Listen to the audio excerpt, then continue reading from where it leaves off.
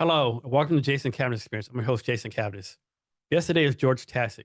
George, thanks for being here today. I really appreciate it. Well, thank you very much for having me. I appreciate it. So, George, hopefully this is like an easy question for you. But you have a lot going on like most entrepreneurs do. How do you take care of yourself, like the physical part and the mental part? Oh, I actually think about that a lot more these days than I had in the past because things are getting more intense. Um, I think I take a lot of naps. That's one of the things I do. I Yeah, love taking a 2 o'clock nap. When I was living, nothing better. no, and when I was living in China, like they just called it the Chinese nap, and it was like a very common thing. And then you come back to the U.S. and the concept of taking a nap during your workday is almost like you know something's wrong with you or something like that. But I think that like obviously getting good sleep and if you're tired, just take a nap and it refreshes you and you're operating at 100% after that. So sleep is definitely one part of it, which is challenging when you have kids and family and all that jazz. But also eating better. I've been doing like intermittent fasting and just basically not eating from 8 p.m. until noon the next day. And that's actually been pretty helpful. Um, and yeah, I mean, especially with all the traveling, like if you're traveling a lot, you're eating a lot of junk food and just garbage airport food and plane food and all that sort of thing. So you do have to monitor that. If you don't monitor that, like, that becomes a problem. And then your energy goes down and you're not operating at sort of your peak efficiency. And I'm certainly not operating at peak efficiency. I mean, like I am not a health nut by any standard, but I am much more aware of that now than I was, say, like a couple of years ago. Yeah, I think the challenge too is like 30-minute nap, yes. 4 hour nap, probably no, right? Yeah, no, yeah, no, for sure. Yeah, yeah, like if I go over half an hour on a nap, then it goes down. Like the, Mhm. the effect of that nap starts to go down. Um, and the only time I'll take like a long nap is if I really, if I'm jet lagged or I've got like 1 hour of sleep the night before, then I might go down for, I might just turn the alarm off and just actually sleep and just And you take a nap every day, like same I try time to. period. I try to. Yeah, about 2 o'clock every day, I Okay. start to get drowsy. And if I'm doing something more physical, like if I'm traveling or if, like a great example is at a convention or trade show. So if I'm at a convention or trade show where I'm very on and I'm talking to people constantly, I enjoy talking to people. And if I'm in that situation, I find that the drowsiness never really comes in. But if I'm just sitting at my computer by myself in an office, then it can hit me quite hard. And then I'm like, I just got to go down for half an hour. And then when I do, I'm back up and I Yeah, can go till 2 in the morning and it's no problem. yeah. So talk about some of the countries you've been traveling to. So most recently I've been going to Brazil. And then we lived in Hong Kong prior to living here in the Pacific Northwest. And then for the last year we were in Hong Kong, I lived more or less lived in the factory we were building in Cambodia. And then since 2006, I've been traveling to China for manufacturing purposes, and then also within that Vietnam and Laos and Thailand and Philippines, Indonesia. It's a bunch of places. Never Europe though. Oddly, I hope I'm going to rectify that in the future. But I've actually never been to Europe before. So you're a pretty well seasoned traveler then. Yeah, especially in Asia. So yeah. Can you give us like any tips or advice on how to become like a better traveler, so to speak? One of the most sort of striking recent developments in my travel kit is just getting a really good suitcase, like to get a really good carry-on suitcase. And then I only ever travel with a carry-on, and I can go almost indefinitely. I mean, I can go indefinitely with the carry-on because the reality is that there's very little that you actually need to take with you because most places, I mean, almost all places that you go, you can buy whatever you need there. So if you do have to stay for longer, you can just, if you need extra t-shirts, just go buy some extra t-shirts. If you don't bring a giant bottle of shampoo with you because you don't need it, the hotel probably has one. And if you're not staying in a hotel, you can just go to whatever store and get a bottle of shampoo. I mean, you can get like Hurt Plus anywhere in the world. Yeah, because there's always these people like they have two outfits every vacation. Yeah. I might go to the beach. I might need a tuxedo, but you don't really need this stuff. Like you just buy it. Yeah, right. Yeah, no, yeah. I mean, like when I pack my bag, I have one. So I will tout this brand. I don't know if I'm allowed to do that, but I'll tout this brand. It's called Travel Pro. And they're not like the highest end of the high end bags, but they're sort of like 1 or 2 levels down. And they're not even those levels aren't even that stark. Like it's a really nice bag. But it was just a 22-inch soft side spinner, technical luggage terms there. And It cost me like $350 just for that one bag, but it has made a world of difference because it fits in every overhead compartment. It meets every travel requirement for any plane and any airline in the world. You know, all the parts just move smoothly and function smoothly. I can move through the airport very easily, and it packs up anything I need for like a 3-day trip. And then and if it goes beyond that, you know, like I said, oftentimes I'm just buying stuff when I get to where I'm going, or oftentimes I have a presence in the country where I'm working in regular. Like, so like in Brazil right now, we have an apartment down in Brazil. And so I have a bedroom there. That's my bedroom.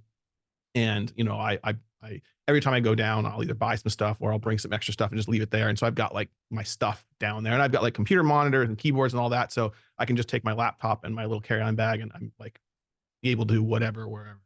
Yeah, like I love to travel, but I often say, you want to see the worst humanity, go to airport, right?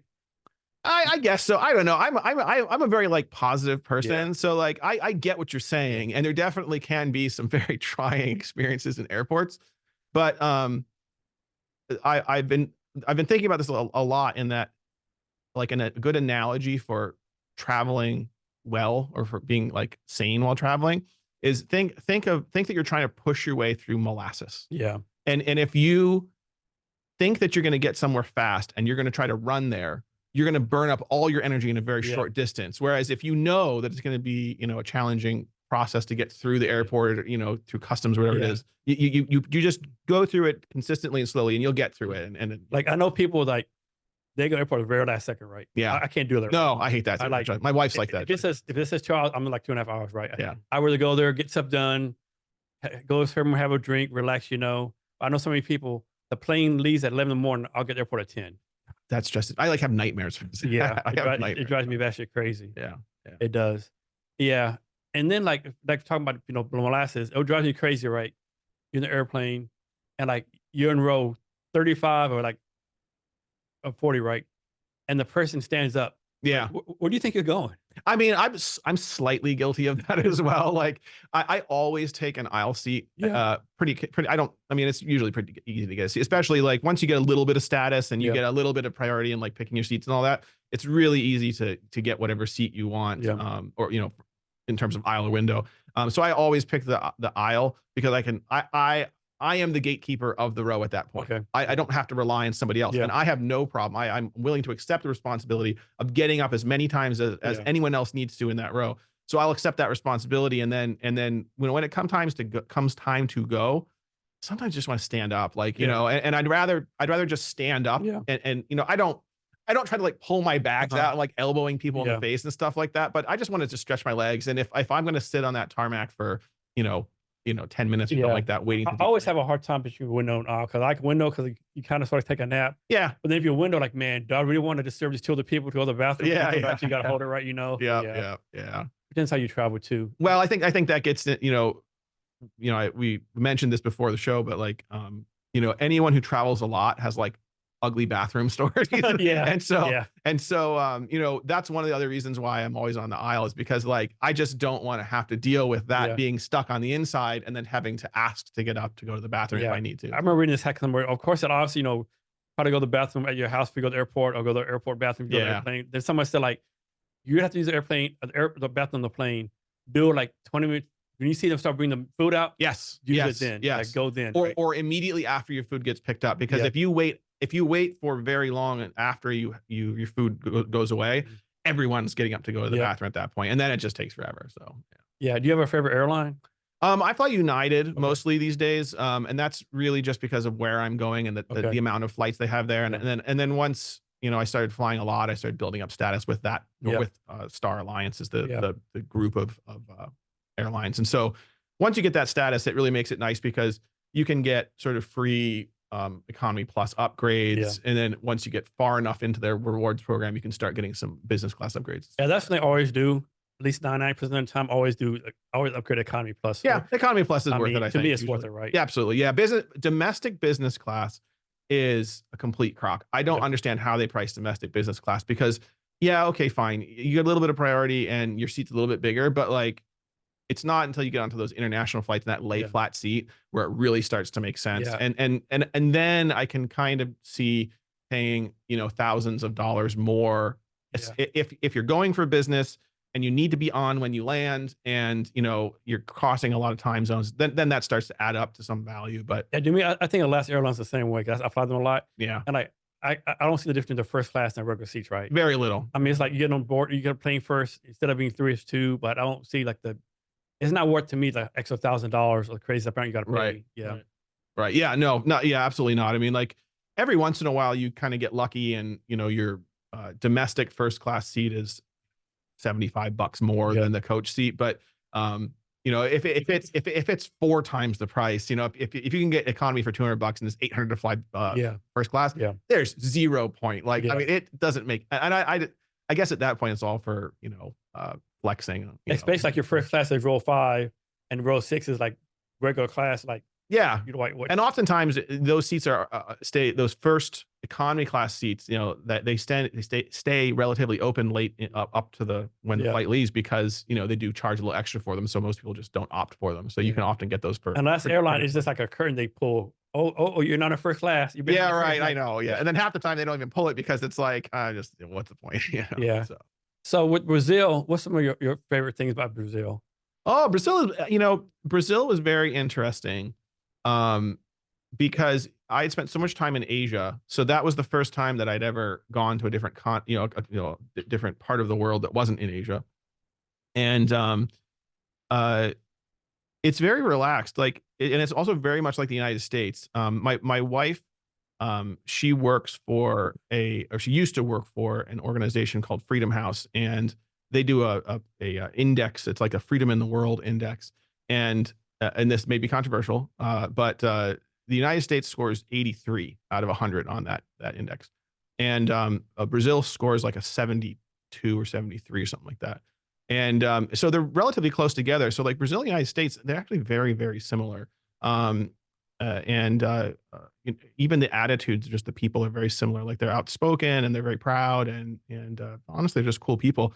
Coming from a lot of travel in Asia, I was actually shocked. It's kind of a weird way to say it, but like Brazil is actually kind of boring compared to China, because it's so much like the United States. There's really not a lot of culture shock when you go there. When you go out to dinner, it's a lot of steak and a lot of potatoes and bread and cheese and beer. And, when you go and hang out with somebody, you're going to a bar or you're drinking together and stuff like that.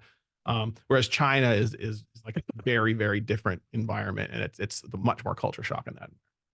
So I don't know if you believe the news. Brazil's either, if you believe stereotypes, Brazil's either like the greatest beast in the world and all this crime, right? I'm sure the story's somewhere more in the middle, right? Yeah, I mean, I honestly, like I said, it's very much like the United States. So I mean, like, I think the problems that we're facing here in the US tend to also, I see similar issues in Brazil.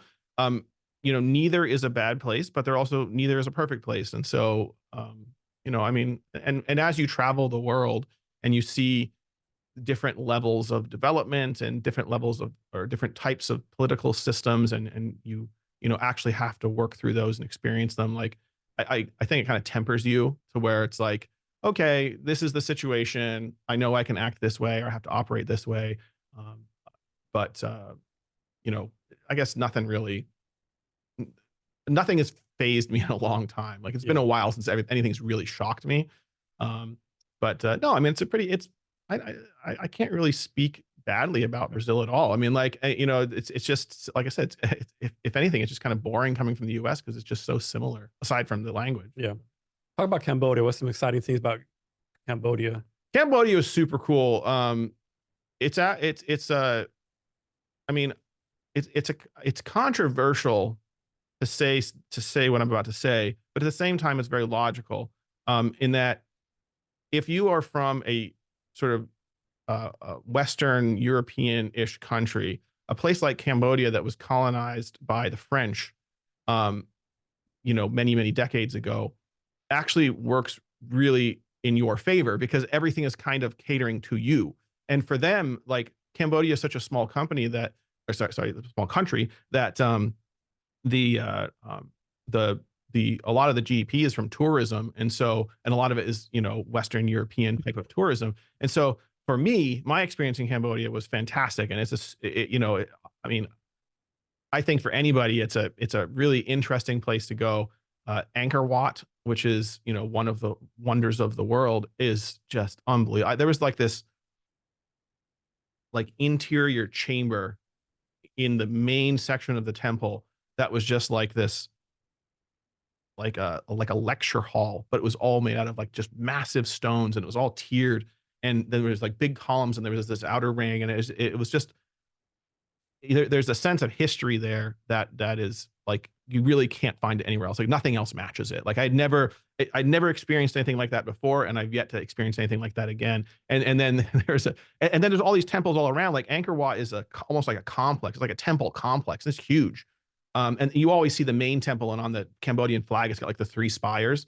Like that's a very common sight, but that whole compound is massive, and there's many different sections of it. And my family and I, we did like a bike. We just rode bikes around the whole area, and we were going down one path to try to get somewhere else, and we saw like this weird sort of gateway off in the woods, and we kind of went down there to check it out, and it was super creepy. Like it was isolated off to the side. There was like these 2 doorways that just like receded into blackness on either side of you, and it was like an archway. So it was like it was the outer wall of the compound, and it was just very unsettling to be in that location. And so I'm like, this is really creepy. And it was cold too. Like Cambodia was a warm place, and it was like cold right in the spot.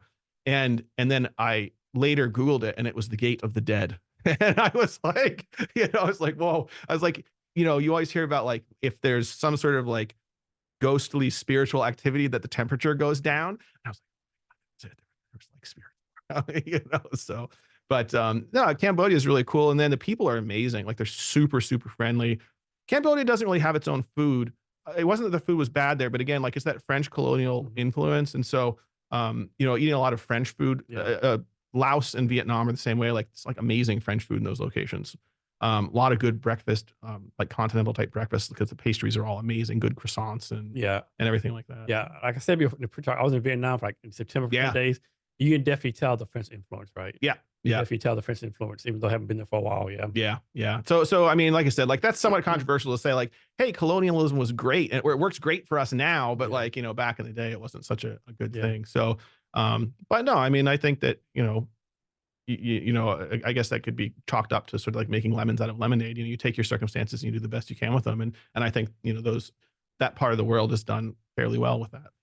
Yeah. Like these countries like Vietnam, like, it's just like crazy how advanced they are, right? Oh gosh, Vietnam's amazing. And like you come, the advances they made since the 70s is like this awe inspiring, right? Of course, there's still like, you know, the stuff there, you know, like I took a lot of pictures. They were building like this building in flip flops. No, there's no oats over there, you know. So things, but like just the architecture is beautiful. Did you have to like walk across the street in Vietnam? I call it the walk of death. Yeah. You look over to one side and say wall of like scooters and mopeds, and there's like hundreds of them just waiting to go. And I think it works because like no one's speeding, everyone goes the same speed. You know, like well, they say that when you cross a street, and I think this holds true in a lot of Asian countries, is when you cross the street, there's not a lot of well, depending on where you go, like Japan is super orderly, but like in a lot of the sort of smaller Southeast Asian countries, there's a lot less order surrounding like traffic. And so if you walk across the street, or if you're going to walk across the street, when you walk across the street, do so decisively and like consistently. The worst thing to do is to get freaked out and stop, because then everyone's got to adjust to you. If they see you at it from a distance and they see you walking, they're gonna be tracking you, and they're gonna be making their moves well in advance to get around you. And if you break that sort of flow, that actually in Japan, I ended up breaking that flow in the subway, because there was like this one intersection in the subway, like it's all tunnels down there, and it was like eight hallways all meeting in this like rotunda, and it was just, I don't understand how people get through that on a daily basis without just massive collisions of humanity.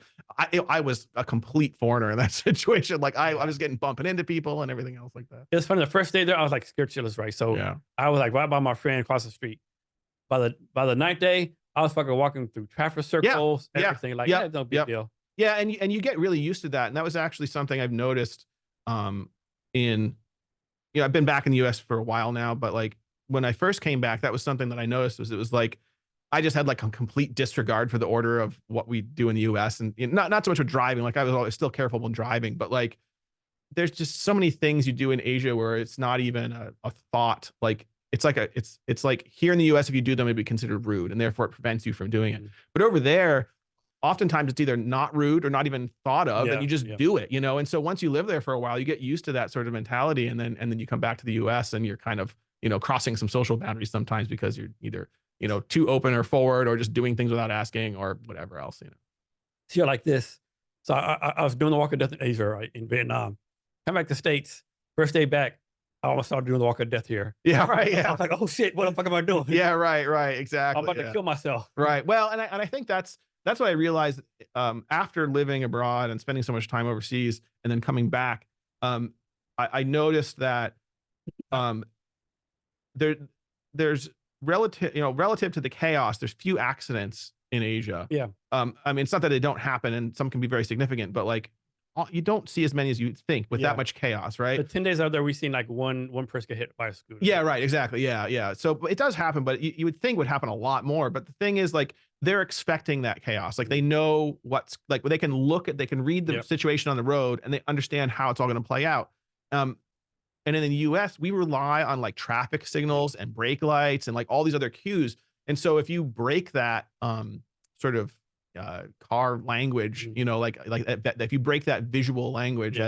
as you're traversing the roads, you can really screw things up and get into a way more serious accident Yeah. because nobody's expecting you to just start walking across the No, street. no. You know, Like Vietnam, me and my friend joking like, you know, every day in Vietnam, especially in Saigon, you almost die hundreds of times a day. yeah, yeah, I mean, every day you come that cross, like dying, you know, right, there's right, cars and stuff, you know. yeah, yeah, Another thing I like about Vietnam too, people probably get mad, disagree with this. To me, the people in Vietnam are way more entrepreneurial than here in the States. Like Vietnam, yeah, it was like yeah, everywhere you go, they're trying to sell you stuff. yep, I'm not, it was annoying that you sit in a restaurant and they come and try to sell you stuff. Like, dude, yeah, I'm trying to eat here. right, But right. that's the hustle they have, right? It was The hustle, yeah, no, hustle of the hustle is real, yeah, yeah, and it's not just like that in Vietnam. Like I think that's I don't know if that's I don't know how to define that. Like if that's an Asian Mhm. type of Yeah. attribute, like cultural attribute, It's like they or if gather, it's like they gather some dead flowers on the road and try to sell it to you. yeah, like I mean, some of that stuff is kind of some of that stuff you got to be careful at praising it too much because there's a lot of like beggar gangs and Yeah. things like Yeah. that Yeah. that We can, talk about that will too. like Yeah. mutilate Yeah. children. Especially ones like carrying the baby around and stuff. Yeah, yeah. You Some of that stuff can get really nefarious, but I think generally speaking, the increased hustle from Asian cultures is a noticeable thing, and it's a very real thing. And I don't know if that's attributed to you know like poverty, like Mhm. these a lot of these countries had a lot less wealth, and Yeah. now they're starting to you know come Yeah. up in wealth, and they just they want it more, and so they're like pushing it a lot Yeah. harder. Like I don't know if it's that or if it's just something in the culture that enables. And they don't take no for an answer. Yeah, You can tell them yeah, no 10 times, you know. yeah, So my best story was like me and my friend Kim was walking around and this guy walked up to my friend, hey, had flip flops on. yeah, My guy had shoes like, hey, can I give you a shoe sign? He like, no, not today. Next time I see you, right? yeah, Thinking I'll never see this guy again in my life. 3 days later, tapping her shoulder. Next time, I'm like, damn. yeah, Like, yeah, damn. yeah. So he just gave some money. I don't need a shirt. Here's some money, right? Yeah. You know, like damn. Like I good thing all the people he saw through the last 3 days, you Yeah. remember Kevin, right? Yeah. Yeah. One thing about Vietnam, like for the street food, just fabulous, right? Yeah. Yeah. Just all the stuff you eat, you know. Oh yeah. Yeah. Yeah. No, my favorite thing are just like the rolls, Yeah. all the fresh rolls and everything Yeah. else like that. Of course, some things you probably don't want to know you're eating, right? Yeah. I mean, well, yeah. That's I mean, you know, China was really good for that. Like, I mean, I know they do it everywhere, and you know, you sometimes you don't even know what you're eating. Like, I was told at one point, so you know, you ask like, what is this? What am I eating? Oh, this is good. What am I eating here? And they'll say, "Are you eating pigeon?" And then I later learned that pigeon was a nice way of saying rat. Okay. And so, so like Shit. then once I learned that sort of you know Yeah. little polite way of saying it, you know, it was like I'm like, how many times have I eaten pigeon before? Yeah. You know? So, Yeah. Sometimes you don't want to know. Yeah. So Brazil, Cambodia, and China, you're all there for like business reasons, right? yeah, well, yeah, Hong Kong, we actually lived there, Okay. and then but everywhere else was just. And I mean, I guess I lived in Cambodia. I mean, it was kind of like my family was in Hong Kong, and I was in Cambodia, and I would spend like 4 weeks or so in Cambodia, and then come back to Hong Kong for like a week or 10 days or something, and then it bounced back and forth. But that year was pretty much all Cambodia, so Okay. I did kind of live for a year. Is there a country you have not traveled to yet that you want to go to? Is there a country I would like to go to? Oh, I would like to go to all the countries. I mean, the one country, I think Latvia. I think Mhm. it's Latvia. I think it was Latvia. There is this woman in Cambodia who was, in the expat circle. I met her. She's the most beautiful woman I had ever seen in my life. And then I met another woman, and she was like the second most beautiful person I've ever seen, and they were both from Latvia. And I'm Yeah. like, damn, I got to go to Latvia. So that like Eastern Mhm. European, countries, I'm very curious to go to those countries. Yeah, I wanna go to Norway for some reason. Norway sounds cool. I have Yeah. no idea why. I just cold and dark there, but I wanna go to Norway Well, for I some. had a friend who sort of left Hong Kong after uh, China started kind of encroaching on the freedoms of Hong Kong, and um, the he ended up in uh, Finland. He ended up in Finland, and he'd send me pictures, and he'd talk about how it worked there, and it seemed really really cool. And then like going back to that Freedom House score, I that freedom those global score that Freedom House does. I'd like to use that. It's kind of like going to the State Department. If you're going to Mhm. travel, you go to the State Department website, Yeah. and you kind of brush up on what's going on in the Okay. country. So Freedom House is really good because they provide really comprehensive reports on every single country. So it's good for business, and it's also good for travel, just to kind of understand political situations and what you're getting yourself into when you go to these places, especially if you're going to do business in them and like sign contracts and all Yeah. that sort of thing. So I use that Freedom House score and the reports that go along with it. And all of the Nordic countries are like 100 out of Yeah. 100. I mean, like Easily. they Yeah. sound like amazing Yeah. places. So.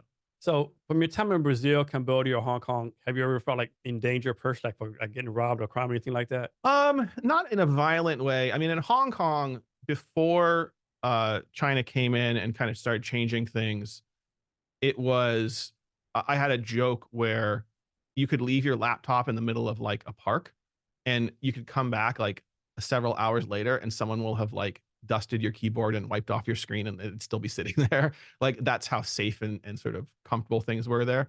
I don't think that's changed dramatically in the last few years, but I have been told things have kind of started to degrade there a bit. But even still, like that's that's more petty stuff. Like I don't really there's a lot of scams, I think, but I've been traveling and internationally for so long that I've become kind of attuned to the scams and just stay away from them before I ever get involved in them.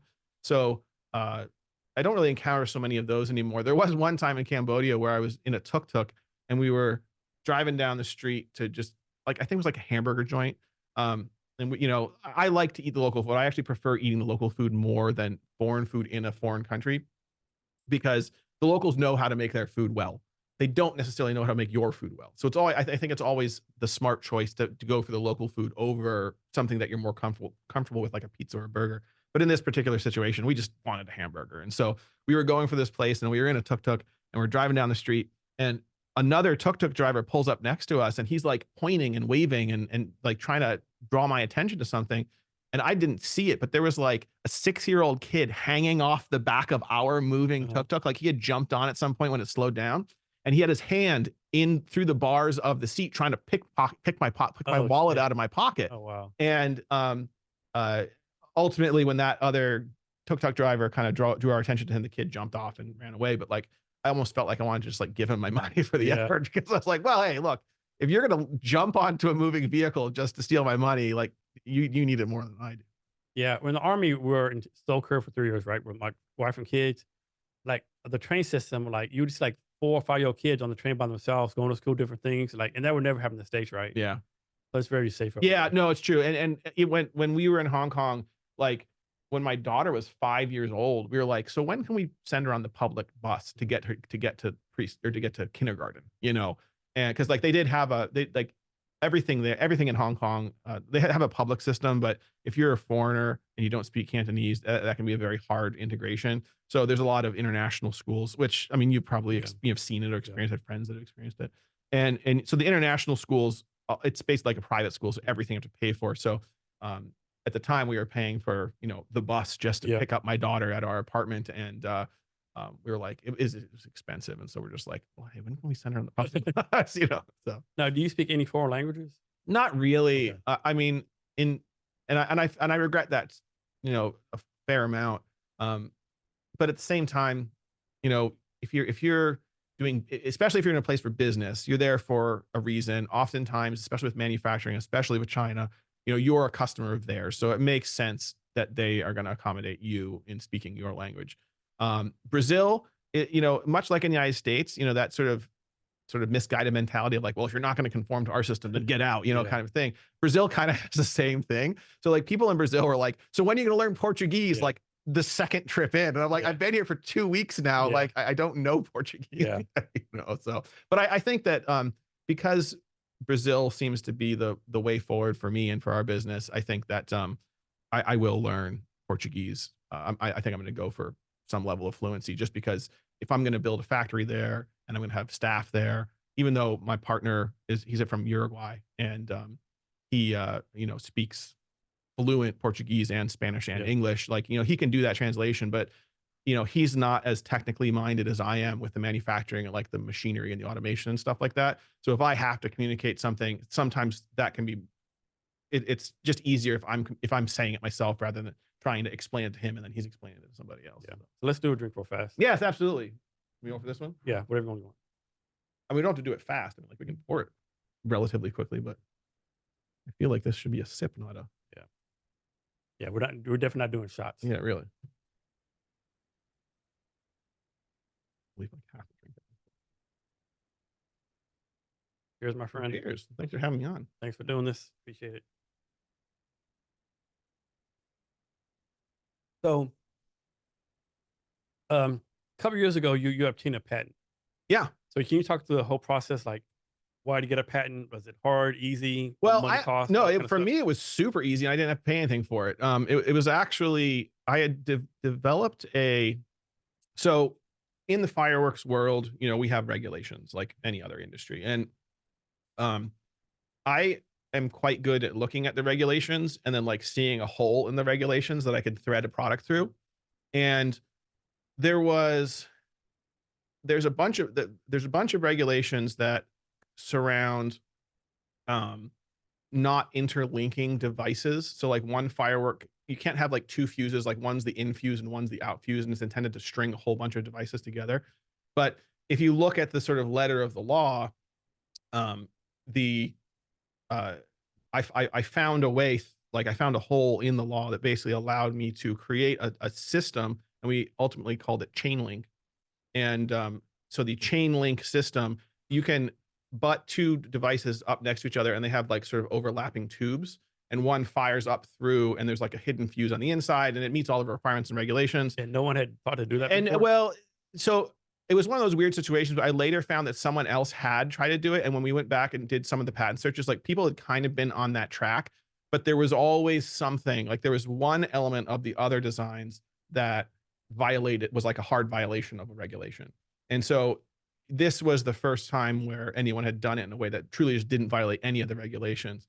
And even when it doesn't violate the regulations, that doesn't necessarily mean that people are going to buy it, because it comes down to the appetite for liability on the part of the business of the buyer. Like if something is and this happens a lot in fireworks, where you have like someone who's really riding up against the law hard, like in a way that's maybe not as responsible as they could be for like their long-term prosperity of the business, but they want to make a quick buck. And so they'll kind of exploit like a little loophole. And oftentimes those ones where it's like it's clearly something that was missed when creating the law, and now it's being exploited and it's a hazard. So it gets patched up pretty quickly.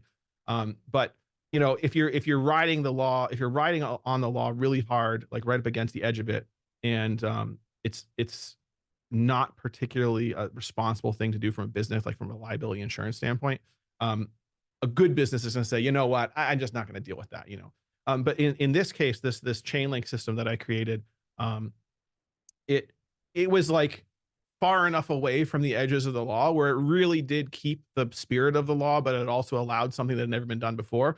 And so there was actually another company, the same company that is behind me with Toucan Fireworks, they are the ones that wanted to pay for the patent and do all the work for the patent and everything like that. And then I just signed sort of like a licensing deal with them, and then they license that out to other people. And that I've seen it, like they've had it on the market, But the deal was with them was anyone else they license it to, or any like award from any lawsuit, if someone violates the patent, I get a percentage of those things, but they can use it themselves all they want. So it's on the market and it's out there and people are using it and enjoying it, but I haven't seen any money from it yet. And this is a US patent? US patent, yeah. So how does it work? Like, you have a US patent, can you go like, Brazil and like, honor the patent in there? You have to get a patent for No, any you have to, so I haven't crossed that ground, or haven't covered that ground yet in trying to do that. But as I understand it, you can, if you have a patent in a place like the United States that's relatively well respected from a legal standpoint,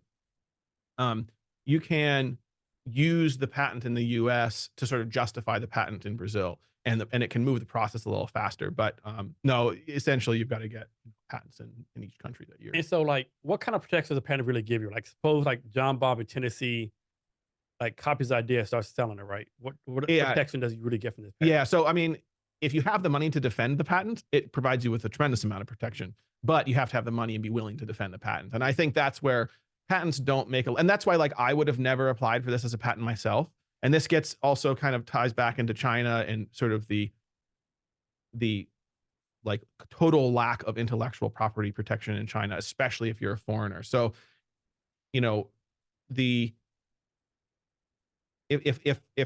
if you try to make any innovation in China, it's immediately stolen and propagated to all of the competitors, and you basically, there's no value in innovation when you're sourcing from China.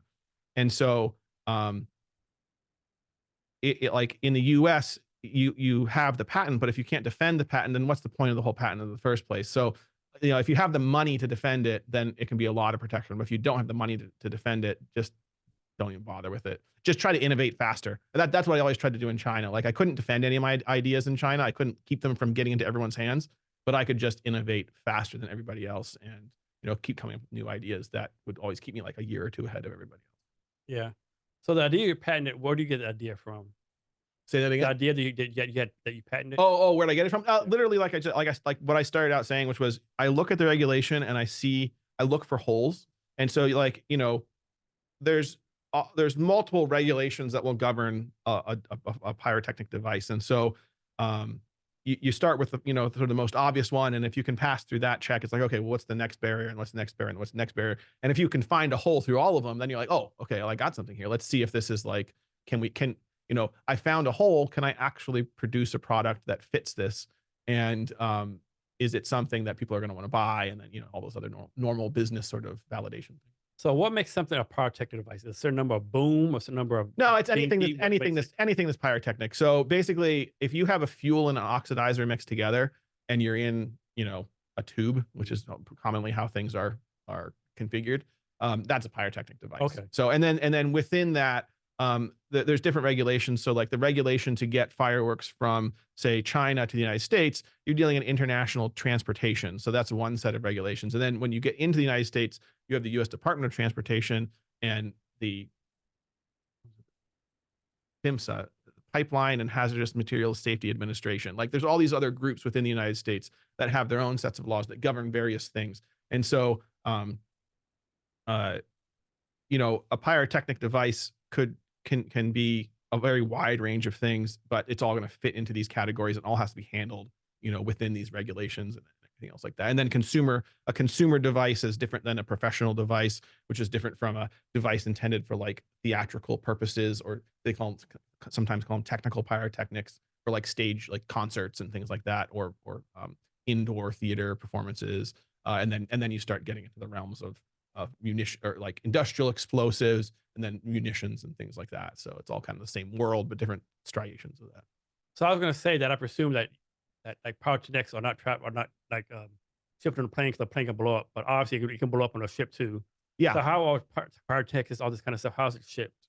Or transported. So yeah, I mean, you can, certain classes of pyrotechnics you can ship by air, but it has to be certified and tested and packaged in a certain way and then declared in a certain way. And it's a very limited amount that you can actually. And I bet they told the passengers, all the passengers, get the fuck off the plane. And that's one of the, so that's one of the things that they dynamite here. Yeah, no, no, thank you.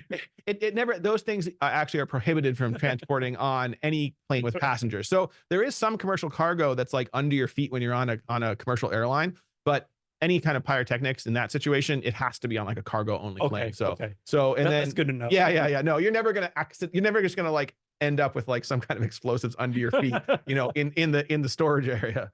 And it's kind of the same thing with shipping, like ocean freight as well. So certain carriers won't take explosives, and certain carriers will only take certain classes of explosives, and of the ones that do, they will put them on the bow of the ship because it's as far away from the crew as possible. It's like as far away from the mast, or I don't know, I call it tower or whatever it is on those big cargo ships. It's as far away from the people on the ship as possible.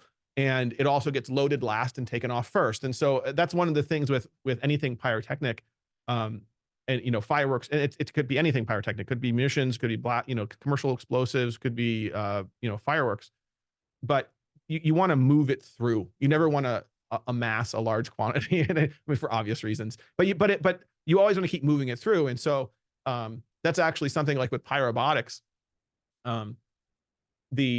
One of the things I'm trying to do with pyrobotics is develop continuous automated production systems, so that you never have a large quantity of material anywhere in the production process, and then you can produce it on demand. So it's literally being, you know, made and just shipped and moved, and ideally straight to the consumer, and then, you know, used as intended, you know, shot for some celebratory purpose, and then it's gone and doesn't exist anymore. And so you shorten that time, and if you can shorten the volume and the time that, you know, the volume of material and the time that exists in the world, then that's where your safety comes from. Yeah. So like fireworks, like there's bottle rockets, Roman candles, all different kind of fireworks, whatever. Are the ingredients the same in all these fireworks? Yeah, Okay. very much the same. So what are the ingredients? So like there's like the common oxidizer is potassium perchlorate, and there can be like potassium nitrate, and there's like ammonium nitrate. Some things are more sensitive, so they get restricted. Like they're more sensitive to like friction or heat or impact, like less stable, and so they get restricted out of a lot of fireworks just because it just creates an unnecessary hazard. And then like red would be like strontium makes red, barium makes green, sulfur makes yellow, copper makes blue, and then within that you've got like aluminums, and then it's not only just the type of chemical, it's also the like the geometry of the particulate, right? If that's the best way to say it. But like a aluminum flake is going to burn different than aluminum dust. You know, aluminum dust is often used in the really high powered, like those big chest, it's like a big white ball in the sky, into a big chest thumping boom. They call those salutes. And that's going to be a very fine aluminum that's going to produce that effect. Whereas if you take the same aluminum, but it's in like a flake form, it's going to glitter and slow, like it's going to be like those willow fireworks that you see like kind of hanging and dripping down out of the sky. So like the geometry of the particle also has something to do with the effect in the sky. And it's a matter of mixing the chemicals and the proportions and the oxidizers and binders, and then also the physical construction of the device can give different effects. And you know, it's a lot of chemistry and physics and artistry all kind of combined together. So people making these fireworks, they have some kind of chemistry degree, science in the background. Was just some random people? No, random dude that got into it. Yeah. Okay. There's very few people. There's one guy who passed away in the last few years, by the name of John Conkling, who he was a professor at I forget which university in Missouri.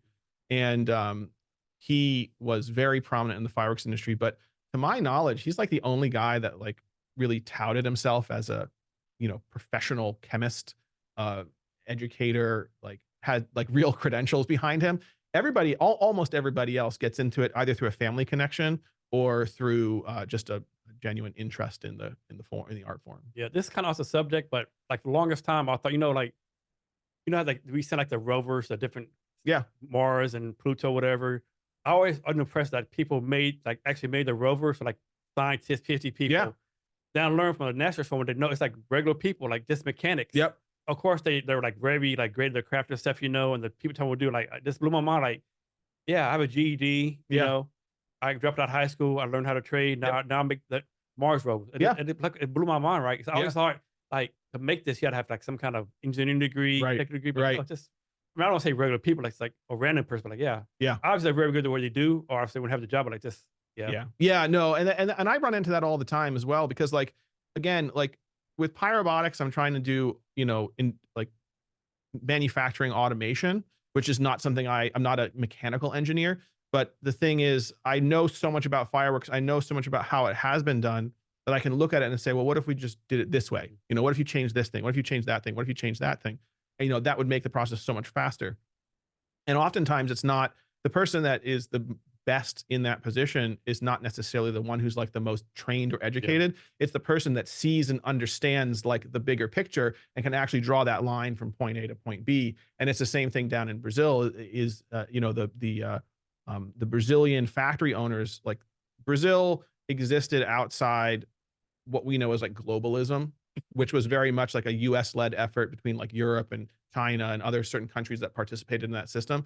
Brazil, like India, kind of existed for the last 70 years outside of that system. You talking about that new BRICS thing? No, no, no. I'm talking about globalism. So like what we know today as globalism, like when you hear the term globalism, a lot of people assume that means like international trade, but globalism is a very specific initiative promoted by the United States post World War II to prevent further wars, saying essentially, if we're all doing business together, we all stand so much to lose by going to war with anyone that no one will just go to war anymore. You know, we'll just do business together.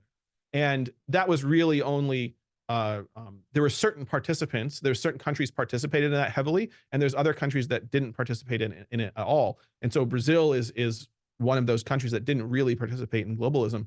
So when I went down there for the first time to look at Brazil as a potential alternative to China, they were, it's like super casual down there.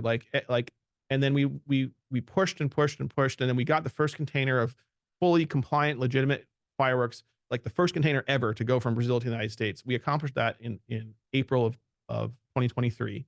And it hit the market for the 4th of July season last summer. And it got a good response. But when we went back for like more containers, said, okay, well that we succeeded in that first attempt. Let's now do 5 containers. And they're all like, well, you know, we're going to make our prices higher, and they were already 100% higher than China. And you know, we're not really that ambitious. Like a lot of them, they just want to reinvest their money in like farming or cattle or something like that, and they'd rather just sit on the porch and watch the sunset with a beer than be like have these global ambitions of like growing a giant international business. And so going down to Brazil, you know, we went down, or like now our perspective on the situation is, rather than waiting for the existing factories and owners to kind of gain interest or to get on board with it, we're just going to buy a factory and we're just going to modernize it and do it ourselves. And the ecosystem for manufacturing fireworks is really good in Brazil, but the ambition just isn't there. And it's nothing against anyone down there. Like they're all doing great business and they're all really cool people. They just don't have the ambition because they weren't part of that globalized system that the United States, that I've been part of for my entire career. And so you know, in buying a factory, people are like, well, how do you know how to do that? And I'm like, I mean, like I have, you know, these experiences. I helped build a factory in Cambodia, and I've been sourcing out of China. So like I see all this stuff. I know that if we do this and this and this, it will be better here. Yeah. But I'm not an engineer. I'm not, you know, I don't have this specific technical educational background. But I think it's you know, it's those people that can kind of see a broader picture and connect those dots. They're the ones that actually break new ground. Because if you're, you know, oftentimes if you're just stuck in one way of doing things, you only ever follow a linear path, and it never leads off on weird tangents. In Brazil, I know in Europe, especially Italy and Spain, they had like do siestas, right? Where everything shuts down from 12 to noon to 3 p.m. Is Brazil the same one? No, I haven't noticed it. No, okay. I mean, people are much more casual there. Like, I mean, Brazil it's a very chill place, especially out where all the fireworks are being made. It's sort of 8 hours north of Sao Paulo, and in the state of Minas Gerais. And you know, I kind of liken it to the Pennsylvania of Brazil. Okay. You know, so it's like it's not far from everything, but it's also not really close to anything. And it's a relatively small town. I think it's like 25,000 people, and the neighboring town has maybe 100, maybe not 100, but you know, it's got more people. But still, these are relatively small municipalities, and it's out in the countryside, beautiful farmland, toucans flying around. That's why we got the name Toucan Fireworks from. So, is there any danger like liability stuff? For example, like suppose someone uses a firework from your factory and it takes someone's eye out. Yep. Any danger that person suing your company? Oh, absolutely. It happens all the time. Yeah. Yeah. I mean, obviously we don't want it to happen, and we do everything we can in the industry to minimize those risks. You know, I think I would say that there's probably no industry out there that cares so much about consumer safety as the fireworks industry, because the ramifications of not caring about consumer safety are so detrimental that we just couldn't be in business if we didn't care highly about it. So, you know, we do a lot of safety campaigns. We do a lot of internal quality control. Like even like the industry has a group called the American Fireworks Standards Laboratory, and when they came down to Brazil to test, everyone thought they were the government. And granted, the guy who runs it now, he used to work for the Consumer Product Safety Commission, but they're a private entity that and the fireworks companies pay them to do this testing to make sure that we've confirmed that these devices will meet all the regulations before they ever even come into the country. And then once they're in the United States, you know, just the safety at the point of sale in terms of trying to educate consumers about, you know, do this or don't do that, and handing out leaflets on fireworks safety and running PSAs and having the industry has an educational campaign where we made curriculum for elementary and high school, well, K through 12 educational curriculum, teaching about the art and the science and the physics and the chemistry of fireworks, along with how to use things safely and everything else like that. So the industry does quite a lot in a very genuine way about safety, because it's really like destructive to us as a business if all of our customers are getting injured all the time. But like, you know, it was just New Year's Eve, like like in Seattle, like take that big fireworks display, right? Mhm.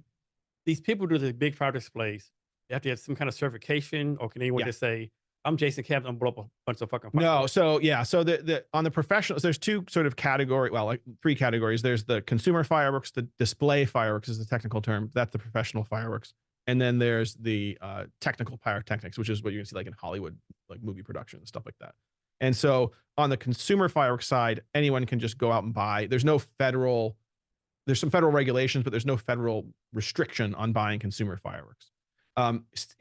Those laws that restrict fireworks, you know, sale or possession or usage, that's at a municipal level, or sorry, state and municipal level. So the state may have one law, and if the state is open to it, usually they'll leave it open that the municipality can just make whatever laws they want to restrict it. And I think it's best to do that where the higher up in the like governmental levels you go, the less regulation there is, because with fireworks, it's kind of like a really, you know, specific to your immediate circumstances. So like you know, if we're in the middle of Seattle, it's super dangerous to shoot fireworks because the population density is high. There's people everywhere. There's cars everywhere. There's tall buildings, and your fireworks may not clear the tall buildings. And then there's got flaming debris bouncing off and stuff like that. So it's not a good place to let the consumers just freely shoot fireworks here. But then you go, you know, a little bit out into a more suburban area or even more rural area. Suddenly there's tons of space. And so like Seattle might ban it, but the next town over might, you know, allow it because it makes more sense and it's relatively safe to shoot in that environment rather than it is here. So from a regulatory standpoint, that's generally how it plays out. Yeah. So this is probably a good thing we don't do this no more. I just don't think we do. But I remember being a kid having bottle rocket fights all the time, right? Yeah. Get a Coke bottle for the rockets, and I don't remember anyone ever getting hit for some reason. Yeah. Right? Yeah. It was a fucking course of miracle, right? Yep. I just remember having so much fun, like going to the neighborhood, everyone, all the kids that's bottle rocket fights, you know, through bottle Yep. rockets. I don't remember any fires, nothing bad happening, no eyes popped out. But of course, I'm pretty sure I don't do it anymore. I'm pretty sure it's been outlawed. Yeah. Yeah. That was so I remember having so much fun doing that. Well, that was, I mean, it was, so there's I forget the specific way it's phrased, but there's required warning labels on every fireworks device. And the gist of the warnings is to say basically, if used as intended, then there's a, you know, reasonable level of safety. You know, these can be used with a reasonable level of safety.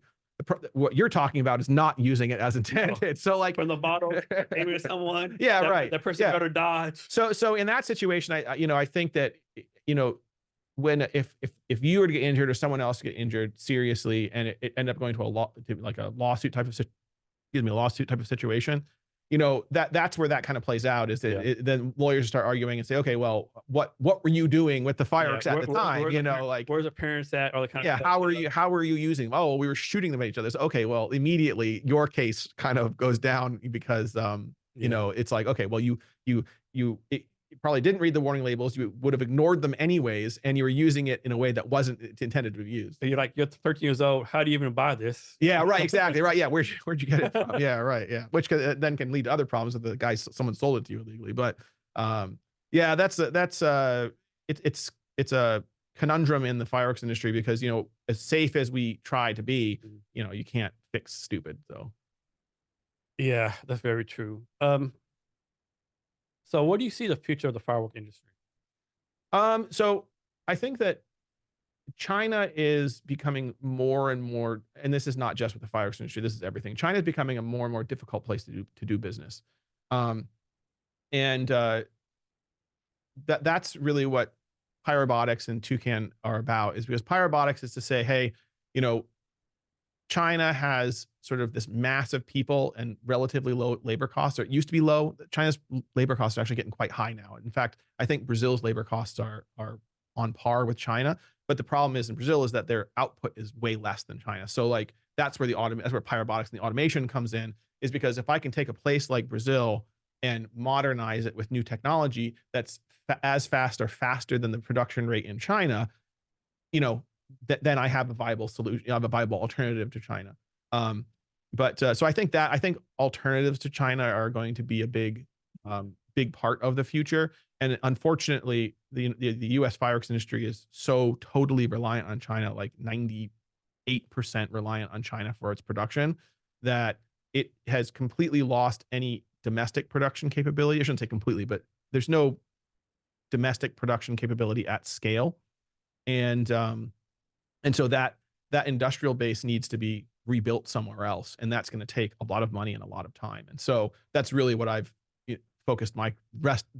I feel like this is going to be the rest of my career, is building these alternatives and building technologies to advance the state of the art. And then also one really good thing from that, like I said before, like when you're in China, that problem of intellectual property that stifles innovation because there's just no benefit to innovating. If you take that production out of China and put it in a place like Brazil that has a fairly strong rule of law and good intellectual property protections, then your ability to innovate just takes off. And I feel that once we make that transition, hopefully in the next couple of years here, I mean, with Toucan and actually making this a reality, this factory down in Brazil, once we make that a reality, the benefit of innovation is just going to wildly outpace everything else because now suddenly there's a reason to innovate. And it's not just innovate on, you know, what the product that you buy on the shelf looks like, but it's in how that product is produced as well, like, you know, the efficiency of the production. So I think that you know, I shouldn't say out of China. We're never going to get out of China. You know, I feel like in the media these days there's a lot of like it's very like black and white, you know. Like China is having its issues, and I don't think it's going to continue to support the world from a production standpoint the way that it has in the past. I think there's going to be more diversification, and you're already seeing that to a high degree. Um, but it's not like China is just going to like blink off the face of the earth. Like it's still going to be there. It's going to produce plenty. We're still going to buy plenty of fireworks long into the future from them. But as even in just as the industry grows, the fireworks industry grows outside of China, you know, you're going to need to add more production to keep up with that extra demand. So, you know, I think that diversification and innovation are two big parts of the future of the fireworks industry. I'm guessing there's no firework factories in the United States. Very few. So like, and they're only really in those like technical pyrotechnics. So there's like one that I know. Well, there's like one I know of in Pennsylvania. There's one in Florida. A lot of the guys that used to make fireworks, they, you know, have, you know, since passed away or are out of the business just for, you know, profitability reasons. You know, it's liabilities too high, costs too high, just can't make a competitive product. But there are a few companies making some very, very specialty things in the United States, but not it's not a large percentage of the industry at all. It's like less than 1%. So besides like cost of production, other economic factors, what are some other benefits of like doing firework factories overseas versus the United States? Well, so if you can automate sufficiently, and this is actually sort of one of my core tenets of pyrobotics, is like if you can automate the process to a sufficient degree where it becomes irrelevant, and it's not just automate, it's automate within the bounds of the regulations. So like environmental regulations, you can't have like raw material like chemicals like wafting out into the environment, like, you know, like, but at the same time, automation, you have such a high degree of control and precision that for the sake of your efficiency, you don't want that either. And you're gonna, you know, make it as efficient and sealed up and tight and productive as you can. And when you do that, just to optimize your process, that kind of makes you compliant with like say an environmental regulation. And then if you can have that continuous process where you have people, or you have the material going from raw materials to finished product without amassing a large quantity at any one place at any one time, you can also shrink down the size of your facility, which means you can fit it in more places. So the automation really enables production in other places. So the way I envision Toucan and pyrobotics and sort of this, I imagine at some point this is all going to merge into something. Like these are kind of like disparate things that are now coming together. But as they merge together, I imagine this becoming, a highly automated manufacturing company for pyrotechnics and other energetic materials that is an international company. So we're going to have factories on every continent, and they will serve those regions, because honestly, shipping explosives is a costly thing to do. So I think, Yeah, I can imagine. yeah, I like last, 2 years ago when shipping was going crazy because of the pandemic, the cost of shipping was more than the cost of the product. It was completely nuts. And back then, like you had shipping back Oh, everything was bad with shipping. Yeah, it was a nightmare. And things have come down a lot now, but even still, like even on a good day, you're looking at probably like 20% of your cost is just in the shipping. So how does this business model, right? Suppose you have, is it like it costs like X amount of money to make a Roma candle, then you have a percent markup to Yeah. make money off the, how's that work? Yeah, no, it's actually a super simple business model. That's actually, I think, been one of the greatest benefits to pitching this to people, is it's just so darn simple. And I think that some people even start trying to dig into it unnecessarily, thinking there's more there, but there's not. So it's really just, it's how many parts can you produce in the amount of time that you're in it, that you have. And if you can produce more parts in that time, then you're reducing your per part cost, and that gives you your competitiveness. And if you're doing it with a high level of quality and a high level of safety and reliability, then you've got the full package. And then at that point, you're just, adding, I mean, at this point in time, it's pretty much just a straight markup. People don't really sell on value in the fireworks industry. There's a little bit between product categories and stuff like that, but generally speaking, it's just a straight percentage markup.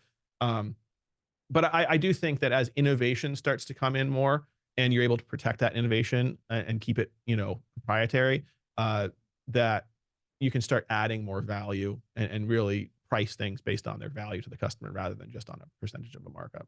So you talked about ingredients before. So ingredients, are they like the ingredients the same, or can you buy low quality ingredients, medium quality, high quality ingredients? Yeah, I mean, Is it the same? no, I mean, yeah, you can buy low quality. You don't want to buy. There's no reason to buy. It's the amount of the cost involved in the chemicals is so low compared to the cost of the paper. And the ingredients like pretty easy to find. They can be easy. They can be difficult. It just depends. Like things like the perchlorates, because it's an oxidizer used in explosives manufacturing, it can be quite regulated, and it's used in a lot of other types of, non-fireworks explosives as well. So, and it's, I mean, even potassium perchlorate's even used in just all kinds of other. It's a very basic raw material, and so, but because of its function as an oxidizer, it can get consumed and be in short supply. So like that can kind of be an issue. Charcoal also sometimes can be viewed as a sensitive, like explosive material, because if it's dispersed in the air, you get this air fuel mixture, and then it can flash over and be like super, super destructive. So some people, some countries and municipalities or jurisdictions will regulate charcoal. And then sometimes you just can't find it. You can't find the right kind of charcoal. And I think that's something that I have to figure out for the future of the fireworks industry as well, is like charcoal is burned from organic matter. So if you have in Cambodia, we tried to cook down coconut shells, because there is a lot of coconut oil production and stuff like that in Cambodia, and the shells were the waste. So it's, hey, can we take this waste and can we turn it into charcoal that we can use in our fireworks? And it makes a remarkably pure like the carbon content of charcoal made from coconut husks is extremely high carbon content, and which is great for like charcoal briquettes for cooking, because they burn hot and long. It's also really great for cosmetics, but for fireworks, it was terrible because it's so dense with carbon that it burns so slowly. You don't get like any sort of energetic reaction out of it. And so we did have some circumstances where we got chemicals that were so pure, it actually was bad. It like didn't give us what we wanted. So there is kind of that balance of, you want a high purity, but you don't want total purity, because you're looking for some of these other properties within, those materials. And you know, that can sometimes be kind of difficult to find, you know, those specific things. And with fireworks, it's almost like artisanal in nature. Like it's almost like oil paints, you know, like if a manufacturer stops making that specific type of oil paint, it's really hard to replicate that exact thing again. So I think that from the inbound supply chain side of things in the fireworks industry, that's something else that needs to be modernized to, you know, provide a higher volume of consistent quality of the type of quality that we need, that sort of thing. But generally speaking, I don't think there's a tremendous shortage in anything that we need. It's just finding the exact right things can sometimes be tricky. All right. So two-part question. So I could be wrong, but me, when I think of fireworks in the United States, I think New Year's Eve and July 4th. Yeah. So what are the reasons are the fireworks used in the United States? And then part two of the question, other countries, obviously they use it for New Year's Eve.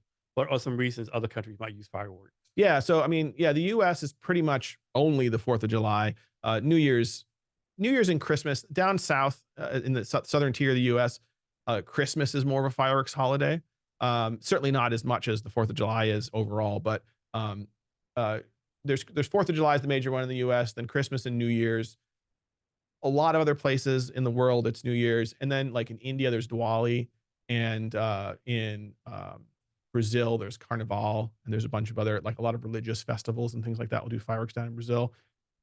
Excuse me. In Europe, it's Guy Fawkes Day, which I always find it funny that they use fireworks to celebrate someone who tried to blow up Parliament. You know, like that's such a weird reason.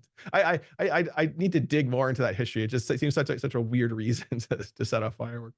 But yeah, so I think, and then like in Canada, Halloween on the west side of Canada around Vancouver is also a big fireworks holiday. So like, yeah, you know, the world has its different holidays and things like that, and everyone uses fireworks differently. All the more reason to be an international company, manufacturing company, because we will get more consistency across the year of our ordering if we're selling to the world rather than just to the United States. All right. So next question. I suppose a firework is made on January 10th. Mhm. When does it expire? Like, is it good As forever? long as it's kept dry. As Okay. long as it's kept dry. Yeah. Okay. There's like, again, there's such basic chemicals that, and I shouldn't say, as long as the integrity of the original product is kept. And if you like, if there's like rats or something that chew apart the fireworks, obviously that's going to destroy them. But yeah, as long as you keep them sort of dry and secure, you can. We had a fireworks club in Virginia called the Cracker Jacks that I was a part of years ago, and we had some shells from like the 1950s, like professional shells from the 1950s that were made in the US that were gifted to us because the company that gave them to us, they couldn't, it was really expensive for them to like legally dispose of them. But by giving them to us, since we're a nonprofit kind of a thing, we were able to handle them differently. And we kind of repaired them, and then we shot them all as intended, which disposed of them. But every single one fired without a problem. Like, and they were like, you know, decades old. So at these firework factories, how does quality control work? So there's sort of obvious quality control at the end of the production process where you're kind of like testing to see if what you produced, you know, meets the customer's requirement. But then you have to test throughout the process as well. So like, for example, just the chemical purity. So you're going to test the chemical purity and say, okay, did I get what I ordered? And it's almost kind of like winemaking in that way, or making like, you know, whiskey or something. You know, you have a bunch of sort of organic materials that are all going to have slightly different properties depending on where they came from, what farm, what soil, what water, you know, all these sorts of things. So sometimes you may have to blend them together, and you want to make sure that you know, that input of materials is clean. And then as you start making the pyrotechnic stars with what you actually see burning in the sky, which are like look like little pellets, and you layer them up like jawbreakers, like sometimes there's many different layers of color in them. You know, you're going to be testing you're going to be testing the powder before it's rolled into a star to say, hey, does this make the color I was looking for? And then you're going to roll the star and test that and say, is that, you know, doing what I want it to do? And then you put it into the insert or into the shell, and you test that. So there's like that testing throughout the whole process, because the thing you don't want to do is like spend a lot of money and time making a whole big batch of something only to find at the end of that everything is wrong and you have to redo everything.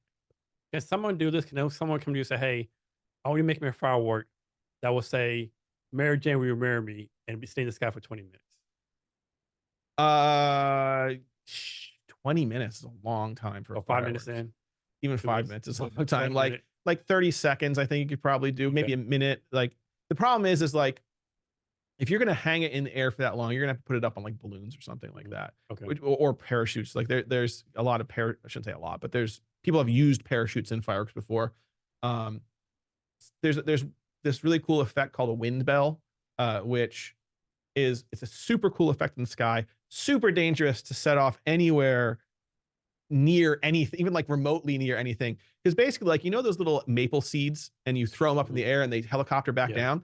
Basically, someone did that in a pyrotechnic form. So when the shell explodes in the sky, the pyrotechnic lights and makes like a silver streamer, but then there's a tail of paper on it. And so it spins and helicopters down, which slows the rate of fall. So those things can burn for, 20 seconds or something coming down. The problem is the wind can also take them for 20 seconds. They can drift way off course. So, using parachutes or balloons, there's a video online, I think it was called like the ladder to heaven or something like that, where they lofted a balloon up and it towed up like a ladder of pyrotechnics. So when they lit the one on the ground, it went like all the way up, and it was like kept going up into the sky, like almost like defying gravity. And you didn't see that there was like a hot air balloon attached to it.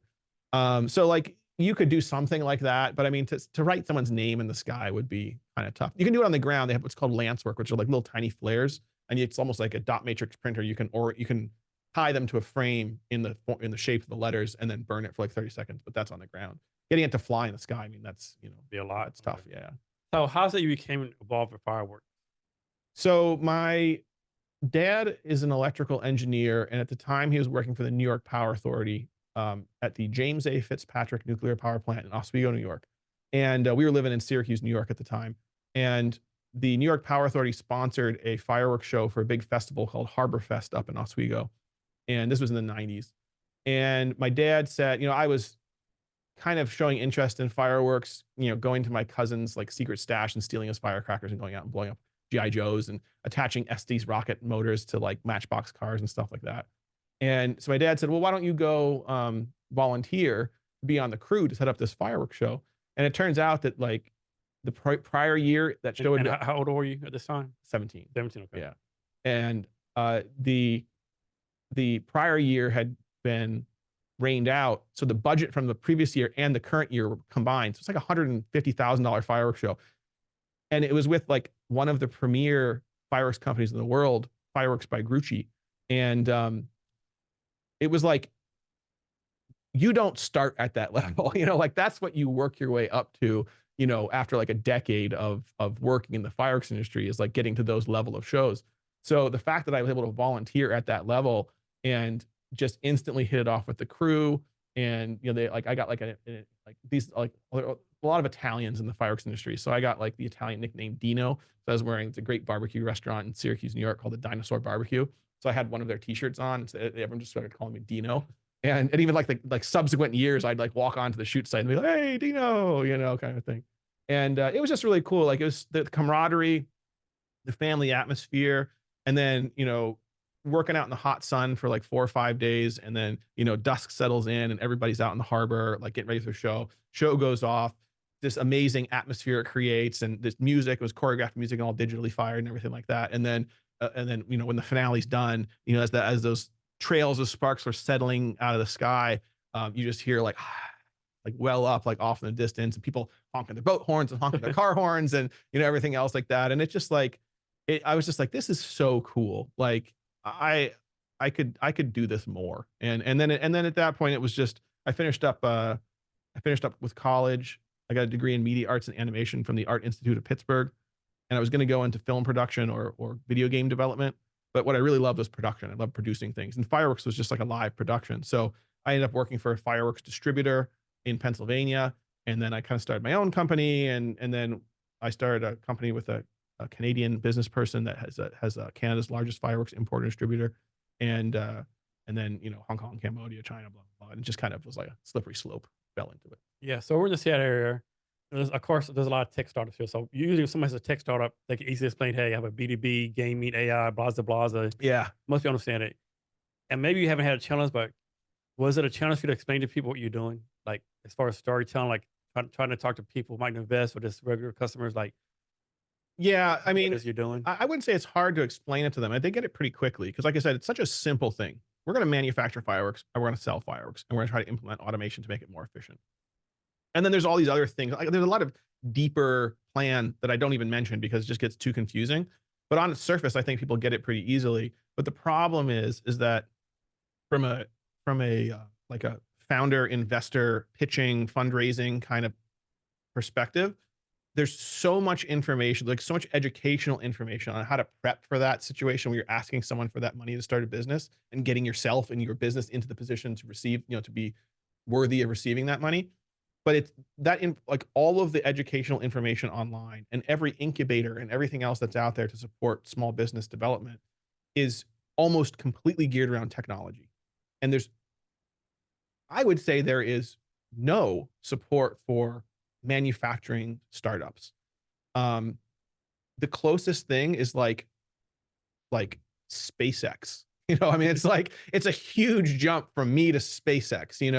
And although there's a ton of parallels too, like rocketry is just supersized fire. It's almost exactly the same thing, especially solid, like the old solid rocket boosters that were on the old space shuttle. Like they were literally just the same rockets. It was just like a massive size Estes rocket motor, or the same rocket motors we shoot like fireworks rockets up in the sky with. So like there's a lot of parallels there, but it's like there's no like lower. What one of my friends from Silicon Valley described as a ladder. You're climbing a ladder, and you got to find the first rung to pull yourself up to get to the next rung. The problem is the first rung from a manufacturing perspective is like 12 feet in the air, and there's just no way to reach it unless you build another ladder to get there, and which is basically what I've had to do. And I've tried wrapping, and that's why Pyrobotics is really focused on automation and manufacturing technology, because I figured that would be, if I used that as a route to do what I wanted to do through that sort of like industry 4.0 manufacturing perspective. But the problem there is as soon as you say explosives or pyrotechnics, everyone's like, well, I don't know anything about that, and then it's like the fireworks is another level of speciality on top of, the industrial automation and everything else like that. So that's like the concept is very easy for people to understand, but actually getting someone to support it has been very, very difficult. Yeah, I'm guessing there's not hundreds of people investing in firework factories. Well, I've actually found in this in the current fundraising that I'm doing right now, I found that you're not really looking for people investing in fireworks factories. You're looking for people that invest in manufacturing, Okay. like traditional manufacturing, which unfortunately, and this is the same like with tech, with getting educational support to learn how to do a tech startup. Like the tech investors are super well advertised, and it's really easy. They have good websites, and they have whole teams and staffs and sort of intake systems to bring deals to them. A lot of them have their own incubators, like Y Combinator. I'm sure you're familiar with Y Combinator. Like Y Combinator, all those incubators, they're just a way to curate and bring up deals that are better than ones that are out in the wild. It's like to develop these deals, and that's all for tech. None of it is for manufacturing. And so it's like, you just like the manufacturing investors, those who would invest in this type of deal, they're completely unadvertised. And so it's a lot of cold calling. It's a lot of just following leads. And it's that, they say it's like, investing or fundraising is a numbers game. And it really, it's even more numbers game because nobody advertises themselves. So you just have to stumble into them within those numbers of calls that you're making. So, which is, I mean, in some ways I might just be lucky, but in some ways that's actually been kind of nice, because when someone does respond with a positive response, it's usually they're very interested. So talk about what goes into building a firework factory. I'm guessing you just can't pick a random building, put people in there, start making fireworks. Has to be like safety concerns. What's all Yeah, involved? I mean, like there's some of that actually. The structure of the factory in Brazil. That one of the reasons why I like Brazil so much for doing this plan is that there's just like unused factories sitting around, so you can just buy one. But even within that, they're not particularly advanced facilities. I mean, there's a lot of just brick stucco buildings. A lot of buildings don't have doors because, egress is a big deal whenever you're dealing with pyrotechnics. If something happens, you need to get away. You need to just turn around and just dive out the building, basically. But I think it's less about the facility and more about the processes that you implement within that facility. So like the buildings themselves, like fireworks is not a very high dollar thing. So traditionally people haven't invested much in the facility. If we go the automation route, because the automation is sensitive to the environment, like we do have to protect that more. So there'd be more of like a proper warehouse or facility that you're inside of. But even within that, like for example, if you have a section that's very sensitive of the production line, that's like the most likely place where something's going to blow up, you can barricade that off from the rest of the line with only a small door that passes through the wall, and then maybe there's another door that opens and closes that each piece comes through, just to limit the access of fire to get from one side of that wall to the other. But also that energy has to go somewhere. So maybe you put that on the outside wall of the warehouse, and you don't attach the panels, like the steel sheet panels on the side of the warehouse. You don't attach those very strongly to that section so that if something explodes, all that energy can go out. And then even beyond that, that energy has to go out somewhere. So you don't want to put that up next to someone's like house where it's like something goes wrong, then all of a sudden this warehouse wall just clobbers someone's house. So you end up having that, open out into an empty field, or you have some sort of earthen berms that deflects the force up into the air. So there's a lot of things that you can do. Like there's sort of more like rudimentary things like an earthen berm, or just the position or placement of something, having an open field so energy can dissipate, that sort of thing. But by and large, like the facility itself is not overly special, except for storage, like underground bunkers and stuff like that. That can be a little bit more complicated, but the manufacturing and process buildings in a traditional factory are usually pretty simple. So you talk about automating the process. Mhm. How would that work? How do you plan on automating everything? So one of the really fascinating things when I was working in Cambodia, I so to go sort of one step before Cambodia, there was the DOT was authorizing third parties to certify fireworks devices for transportation, separate from the government doing it. And I applied to get a license to do that, and I created a piece of software that allowed the user to import all of their own data, which then referenced that against the regulations, and then submitted all the documentation to the government automatically, and immediately spit back a certification for the customer. Um, in automating that, I realized that I could automate the quotation process to say, hey, if a customer orders this, it's going to be this many boxes. We're going to use this much paper and this many pounds of chemicals and everything else like that. And all this stuff is in the database. So we know how much it cost us, and we can then calculate the price the system just spits out a price, a very accurate price very quickly based on the customer's requirements. And as I started dissecting all of that in that process of building that software, I realized that, hey, I can basically cut everything that a firework is down into some numbers and some simple equations. And if I can do that, I can use automation, build that back up again. So it's almost like that first principle, you see the first principles, engineering and that sort of thing.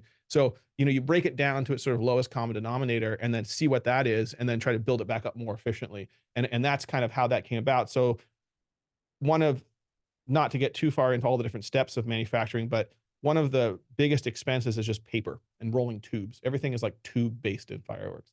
And so just rolling the tubes, you can already buy off the shelf a machine. I don't even have to develop it. Like the machines out of China are not particularly sophisticated. So we'll build our own machines over time that are more efficient and, have a higher production rate and stuff, more reliability, better maintainability. But you can just get a bunch of those machines, set them up, and just rip out like endless tubes. And then like oftentimes they'll take those tubes, just set them out in the sun to dry. But what if you're in a place that's raining a lot? You can't set them out in the sun to dry. And so you get like make like an oven room, and you put them all in the oven room to let them dry out. Or you can have like a drying tunnel. And so that's when you start getting into all these things like, okay, well, first we need to roll tubes, then we need to dry tubes. Okay, the rolling tube thing is pretty proven. A lot of industries roll tubes. It's easy to get a tube roller. So you get your tube roller, then you got to dry like mass amounts of tubes. You don't really want to rely on the weather because that's not always consistent, and you can't control it. A room, like a drying room, might not have the capacity for the amount that you want to produce. So maybe you have like a drying tunnel that just has like an endless amount that can be run through it. And by the time it gets to the end of the tunnel, that tube is dry. So, you just kind of break things down and see sort of what's the better way of doing this, or what's the optimal way of doing it. And sometimes you got to work backwards, and then you find a different route that actually works out better than the one that's sort of the status quo. And I think that's another one of the things that I do fairly well is I look at the status quo and I say, okay, I think if we went this way, instead of doing it the way everyone's always done it, if we did it this way, we could go way further with it than what this is doing right now. And then you build that solution to go down that path instead of the one that everyone else is on. So is the plan to have a factory in Brazil, one in Cambodia, and one in China? Or are you going to take everything to Brazil? No, so the Chinese factories, they're all owned by Chinese companies. They're all separate companies. And then the Cambodia factory, that's owned by the company in Canada that I used to work with. And that factory currently mostly supplies itself, like their operation in Canada, and they've just recently started branching out to serve other customers and markets. And then for what I'm doing, I'm just going to focus that on Brazil, and then once we prove that in Brazil, and we've reached that sort of high level automation, and I know I can say, okay, I can take that back to the US now, because this is all a known quantity. We have all the machines, we know how much it all costs, we have the system and the procedures and the facility, and all I have to do is copy that in the US, and then I can, have the same functionality in the US, and I don't have to pay for any of the shipping. Then at that point, I'll transition that up to the US and then out to other markets as well. So you already talked some like why are you going to Brazil, but doing your research, did you like were you distant on Brazil? Or like do you like do a comparison like Brazil and Venezuela, No, yeah, Brazil and yeah, Mexico? Do you like to compare yeah. different countries, or do you just were you distant? No, no, no, no. I mean, Brazil was kind of a happy accident, and then it just ended up working out really well. Obviously everything started in China. We did the thing in Cambodia. When we were looking at Cambodia initially, we were also looking at like Vietnam, or like there's a small factory that makes sparklers in Thailand. We were looking at the Philippines, and even that the business person in Canada who did the Cambodia factory, he's now doing an operation in Mexico. And so I don't think there's no one right answer to that, to like where you do it. It's just really what you see in it. If you see it's valid and it's comfortable and you're willing to commit to it and make it a reality, then just go do it, because, it's like oftentimes there's not a right answer. It's just the choice that you make, and what you do with that choice is how you get to a good outcome. So in my mind, tell me I'm wrong. Like from your company, you can control the process. You can control the process from the time the ingredients all the way through it gets shipped to a store. Are you controlling the whole process, or how's that work? Yeah, no, that's about it. I mean, like it can, there's a lot more nuance in it than that. Like I see like when the fireworks are delivered at some random, you always see like these random firework booths. Yeah. I see once it gets delivered at firework booth, then you're done with it. So I wouldn't even deliver it to that booth. So those booths are being supplied by larger distributors. Okay, so I'd be supplying the distributors. okay, Yeah, okay. and in fact, in our fundraising process, what my ideal sort of configuration of investors is that I'd like to have a good chunk of the funds coming from outside investors that have nothing to do with the fireworks industry, because their perspective is not, they're going to come in with an outside perspective and it won't cloud sort of how we move forward with status quo logic. But then at the same time, I want to have a bunch of fireworks importers, like major fireworks importers, as investors, because then I don't need to worry about who the customer is. I can just say, okay, if you invest $500,000 in this startup operation, I'm going to give you exclusivity as long as you hold shares in the company, and I'm not going to sell to anybody else until I exceed your capacity to take my product. And if I can get like 2 or 3 of those major importers, I mean, it's going to be 5-7 years before I ever exceed what they're going to consume. So it's like my customers are built into the company, and they're also helping to pay for the operation. How does it work as far as like negotiating with shippers to ship your stuff? That's actually super easy. Yeah, I mean, I should say it's easy in Brazil. In Cambodia, it was extremely difficult because Cambodia doesn't have a deep water port that can accept the large ships. So everything had to be transshipped by a feeder vessel down to Singapore. And then even from and this may have changed since I left that factory in 2019. So things that may have changed since then, but at the time we had to go through Singapore, and then Singapore through Sri Lanka, and then Sri Lanka through the Suez Canal into the East Coast. It's a lot of transfers. Whereas when you're coming out of China, things can go wrong. Yeah. Well, and there's a lot of jurisdictions, and like some countries wanted like military, like they wanted like a frigate to like escort the cargo ship into because they're just not used to fireworks. Like once people get used to fireworks and they understand that they're like fairly well regulated things, and there's actually I don't know there's ever been like an accident on the water that started with fireworks. Like fireworks have been involved in some ship fires, but like the fire started from something unrelated, and it just like burned into the fireworks. So I don't know that there's ever been a major accident, but even still, like people are rightfully wary about it. But I think they kind of get a little over the top because they just don't know what they're getting into.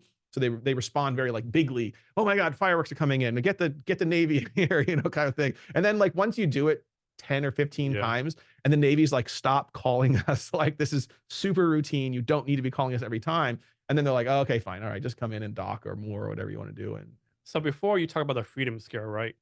Is there such thing as like called the business scale where like it rates how good or bad does it do business? The business score, that's actually the Freedom House that's kind of part of that. Is it Like okay? it's not really a business report. It's more of uh like like from like a government perspective. It's like a DC based firm, so like it's more of a government assessment of the other countries.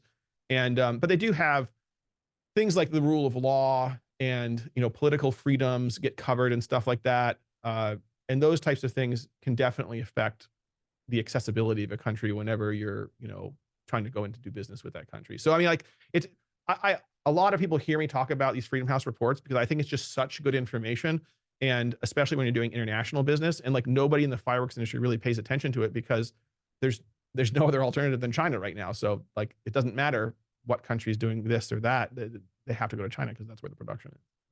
Now I know like in Thailand, my wife's cousin lives in Thailand, and I'm kind of mixed up. I think every 6 months, a year, he has to leave the country and come back. Right? Yeah. Is Brazil kind of the same way, or what you look? I don't spend enough time in Brazil to hit that. They call that a visa run. Yeah, And visa. that was very common in China. People would come down to Hong Kong on a visa run because basically as soon as you cross that border, like you'll get a 10-year visa with unlimited entries, but you can only stay in the country for 60 days or 90 days or something like that. So at the end of that period, you got to go out of the country, but you can literally walk across the border and walk back and it resets that Okay. 90 days or whatever.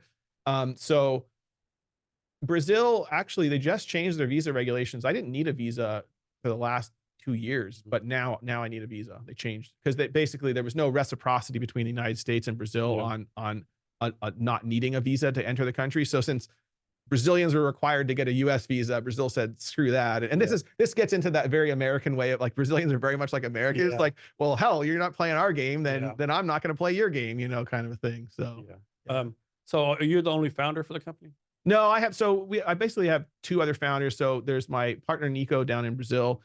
He's actually a native of Uruguay, but like I said, he speaks 3 languages, and he's been in the fireworks industry for about 10 years or so, and he has all the relationships down there. So like he's the guy, like, and he's about one of the best people I've ever worked with, and super accommodating, super friendly, always trying to help you out, super nice guy, very capable, great at solving problems. I mean, it's just like I didn't think of him as the co-founder until like 6 months ago. And I was like looking for another co-founder. And then I was in the apartment in Brazil with him. And I was just like, he's sitting across the The table. light bulb came on. I'm like, why am I not making him my co-founder?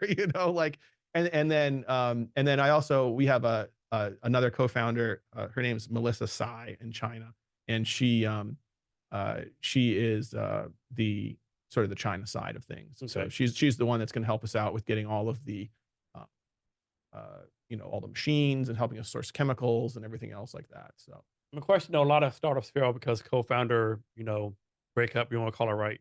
How do y'all make sure you're on the same page and y'all don't have like a co-founder breakup?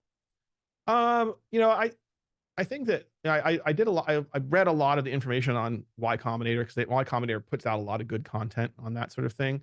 And I think one of the best bits of advice that I got from them was like, if you don't know your co-founders, like if you haven't worked for them for a time, like if you didn't have any other prior experience with them, you know, the likelihood of a breakup goes like way up. Yeah.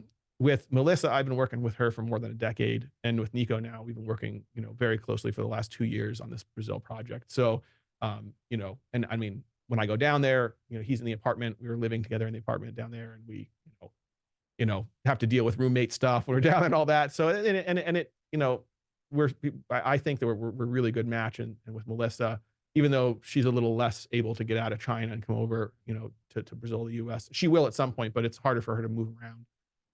But I've worked with her for so long. Like I call her my most trusted person in China.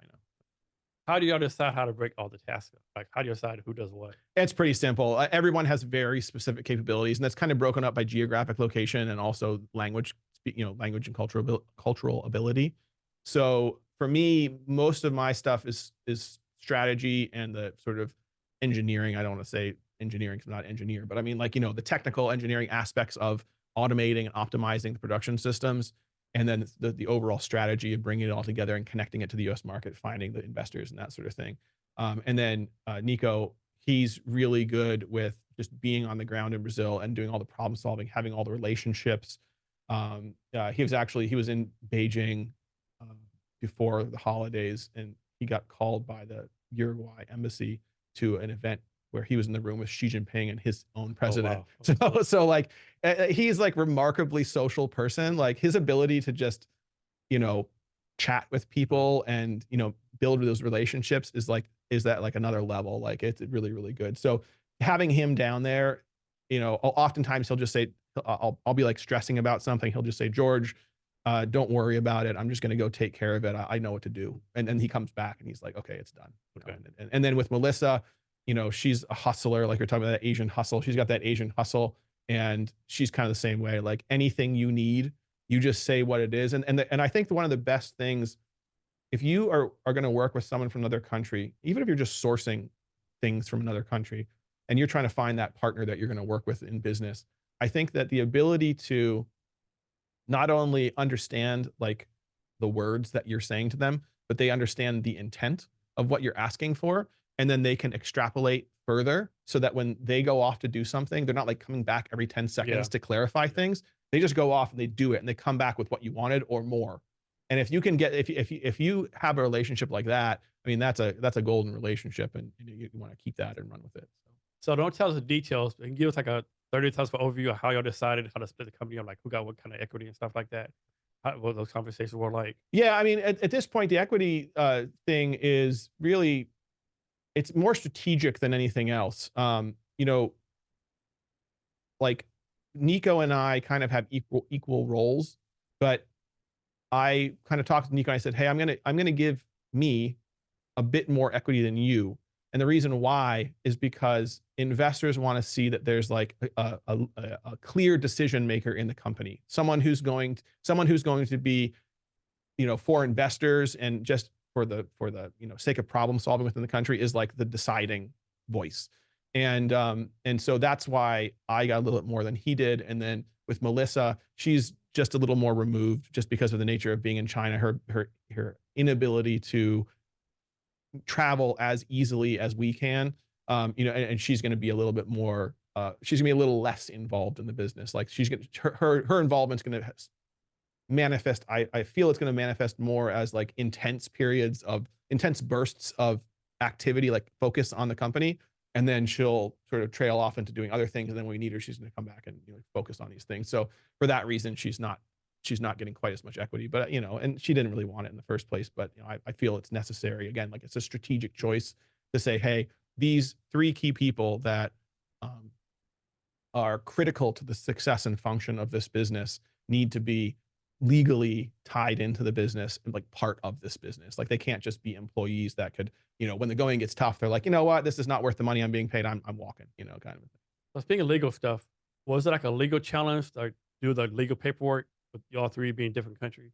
No. I mean, the US from a incorporation and like shares, like the issuing of shares, that doesn't matter. It's Okay. super simple. I think I have a friend. I asked because I was worried with Melissa if I give her shares, is that going to cause some sort of tax issue? Yeah. In that, you know, and because she's not a U.S.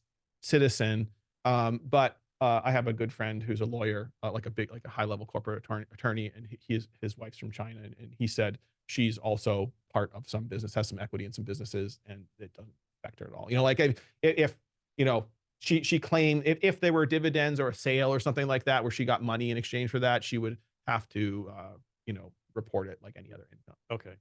So changing subjects a little bit. Tell us what you do for fun. Woodworking.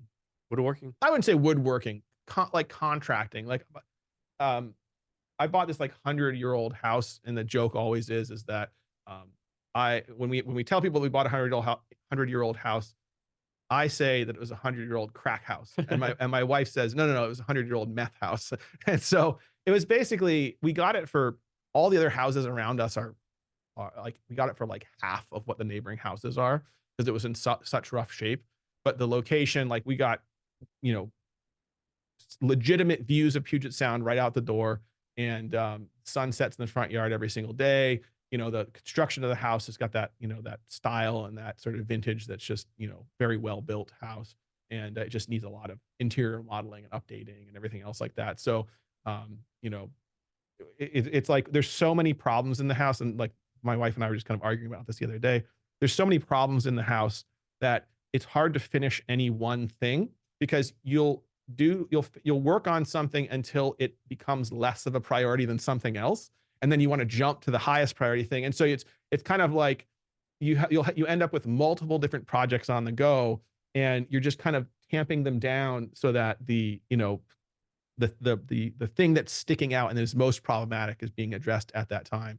And for the last couple of days, it was we wanted I rented an excavator and like dug out all around the house to like level the ground out because we're putting new sidewalks and stuff in, but I can't put the sidewalks in because the weather is too cold. So now there's just a giant dirt pit around the house, which is probably bad timing on my part, but I'm glad that we got the dirt hogged out because it really needed to be done. And then I just got tools everywhere, and I can't put them anywhere because my workshop, we have this nice garage with like an apartment on the top. It's gonna be, when I fix that up, it's gonna be my office and workshop. But the downstairs, I got no cabinets. There's like tools laying everywhere. So it's like I can't do anything to get the tools cleaned up. So I got to build the cabinets, but I can't build the cabinets because there's this beam here. So I got to move this beam, but I can't. But if I'm going to put cabinets here, it's going to block the wall. So I want to insulate it first, and just on and on. It's like on and on. So but I really enjoy doing that. It's like that's my zen whenever I'm just like sawing stuff and covered in dust and everything else. Like And how long have you lived in Tacoma? about 3 years now. And you moved there from Hong Kong, I think you said? We lived in Hong Kong until 2019, came back, then there was the pandemic. We spent like a year and a half at my parents' house in Pennsylvania. Okay. And then once things kind of shook out, we knew what was going on, then we moved to Tacoma. So why Tacoma? It's kind of random. Yeah, no, it is a little bit random, and there really is not a great reason other than that house, man. Like So you determined to go move into a crack house? yeah, well, no, I mean, the crack house wasn't part of the deal. We wanted an old house. We wanted an old house as a fixer-upper because I like the value of buying something used. Yeah. I hate retail. When you're in manufacturing and you understand the true cost of things and how much gets added and shipping and retail costs and profits and stuff like that. These extra fees. Oh gosh, I just can't. Unless the value is super, super high, I have a hard time paying retail prices for anything. So I buy so much that's used, and that translates into the house as well. So like buying a brand new house just like didn't make it had no character. Had no history if you buy a new house. And I like the projects. I like the fact that it's a project. And if I have a new house, I don't have any projects to do. So. Did you have to replace all the pipes? Not yet. They're all galvanized or cast iron. Okay. So it's kind of, again, like it's whatever the priority is at that moment, then we'll replace it. So some of the pipes have been replaced and some haven't. And I think we want to dig out the basement and we'll redo all the plumbing once we do. So this is like y'all's forever home, so to speak. I don't know. That's a hard thing to say right now. I mean, like our life has been so transient that it's difficult to say how long we'll stay. I think we're gonna be here for a while. I mean, we got kids. They're in school. They're going through like the different levels in the school districts. So my both of them are in elementary school now. My daughter goes to middle school next year. So like I was fortunate in that my parents were able to keep us in a stable location for our entire our K through 12 career, almost our K through 12 careers. But I think you make your friends in those times, and that consistency of a location breeds comfort and stability and all that sort of thing. So I think we'll stay around. So when you go like to different places, like does your family ever go with you? No, that's actually a really weird thing. Like my wife travels almost as much as I do. So we're often like ships passing in the night. We might just see each other for like, a few hours as one of us is arriving and the other one's heading off somewhere else. But yeah, almost never take. When we were in Asia, we took the kids more because like we'd be going to closer Asian locations, and so it was, and also Asia, traveling around Asia and hotels and all, just way cheaper than here. Like it gets crazy expensive, and I mean, it is what it is. But like traveling with a family in the U.S. can be really pricey. Yeah, it can. So here's a question for you. Yeah, what's something like when you first started the entrepreneur journey, right? Something you first started, like you really struggled with, right? Like it kicked your butt. But now looking back, you're like, why did I struggle with that? That's the easiest thing ever. Like why did I struggle with this? Yeah, I don't know that I have a specific thing that I can cite as what I struggled with. I think I would answer that question by saying that it's more about my confidence in my own ability to handle anything that comes at me. And that's really only started to happen in the last few years as I've seen like, similar problems like repeating. And I'm like, oh, I handled that one before and I know I can handle it now. And I've gotten to a point where it's like, basically, I'm fairly confident that I can walk into any situation. I can build what needs to be built. I can fix what needs to be fixed. and any curveballs that get thrown at me, I can, you know, pivot around and work around. I mean, like find solutions and stuff like that. So I'm pretty confident in my capability to like problem solve. So, you know, with these companies and this work that I'm doing in Brazil and everything, it's actually been pretty smooth, at least from my perspective. Like in my head, it's been smooth. And I think maybe that's a difficult thing that I have a hard time with. And I don't know that I've actually gotten any better with it, but it's like in my own head, I'm confident. But when I talk to other people, I talk with that same confidence, but I don't have a lot of like justification for why I'm so confident. You know, I can't say, oh, because I, you know, have this education or I have this degree and that's why I'm confident in my ability to do this. It's just like I'm confident in myself, and I know. And if you look at my history, I've never like run myself off a cliff. I have all of my appendages. You know, you know, I'm not living on the street. You know, I mean, like everything around me is good, and like I've been able to handle whatever comes at me. So, you know, I don't know. Like, I mean, and then my father's last job, or one of his last jobs in his career, was human performance, and that gets into like error reduction and things like that. Because like I said, he built well, I don't know if I said, he worked in a nuclear plant. He built nuclear plants his whole career. So there's a lot of like risk management involved in that. Well, And hopefully anyway, right? yeah, no, they're definitely at least in the US, there's a lot of it. Like it's interesting. I get into these conversations about nuclear energy with some people that are like super against it. I'm like, look, I got my dad that's done this for like decades. Like it's not, People don't realize nuclear energy is the best and safest, you know. it's like, However, yeah. when shit goes downhill, it goes downhill. Yeah, I mean, the only problem with nuclear is that it's expensive. You know, that's about it. You know, and I mean, yeah, the longevity of the waste and the effect of the waste in the environment is detrimental, but that can be managed. You know, if the regulations are there and the things are followed properly and stuff like that. And I mean, what's the worst? You know, like storing the nuclear waste, or like what's it called, the BP, or the deep horizon. yeah, right, yeah, like that oil spill. Worst, Yeah, you know? yeah. No, I mean, well, if you look at like Fukushima, you know, everyone like freaks out about Fukushima, but the reality is that the building, like the reactor building and the reactor vessel, there's actually like it's like a really thick steel and concrete, like super real, like the rebar in that concrete of those reactor vessels is so dense that even before they pour the concrete, you can't see through the rebar. Like they're super heavily reinforced, and that prevents any of that material from any of that radioactive material from getting outside of the reactor core or of the reactor vessel. And then there's all kinds of cooling systems and everything built into that. So it's like when there was like a cascade of failures, and it wasn't like any failure on the part of the engineers or anything like that. It was just like unforeseen circumstances that exceeded the limitations of the equipment, like of the reactor. It's a tsunami. It was an earthquake. Well, so it was an earthquake, and there's a tsunami, and the earthquake like ruptured. I can't remember exactly how it all went down. Earthquake ruptured like the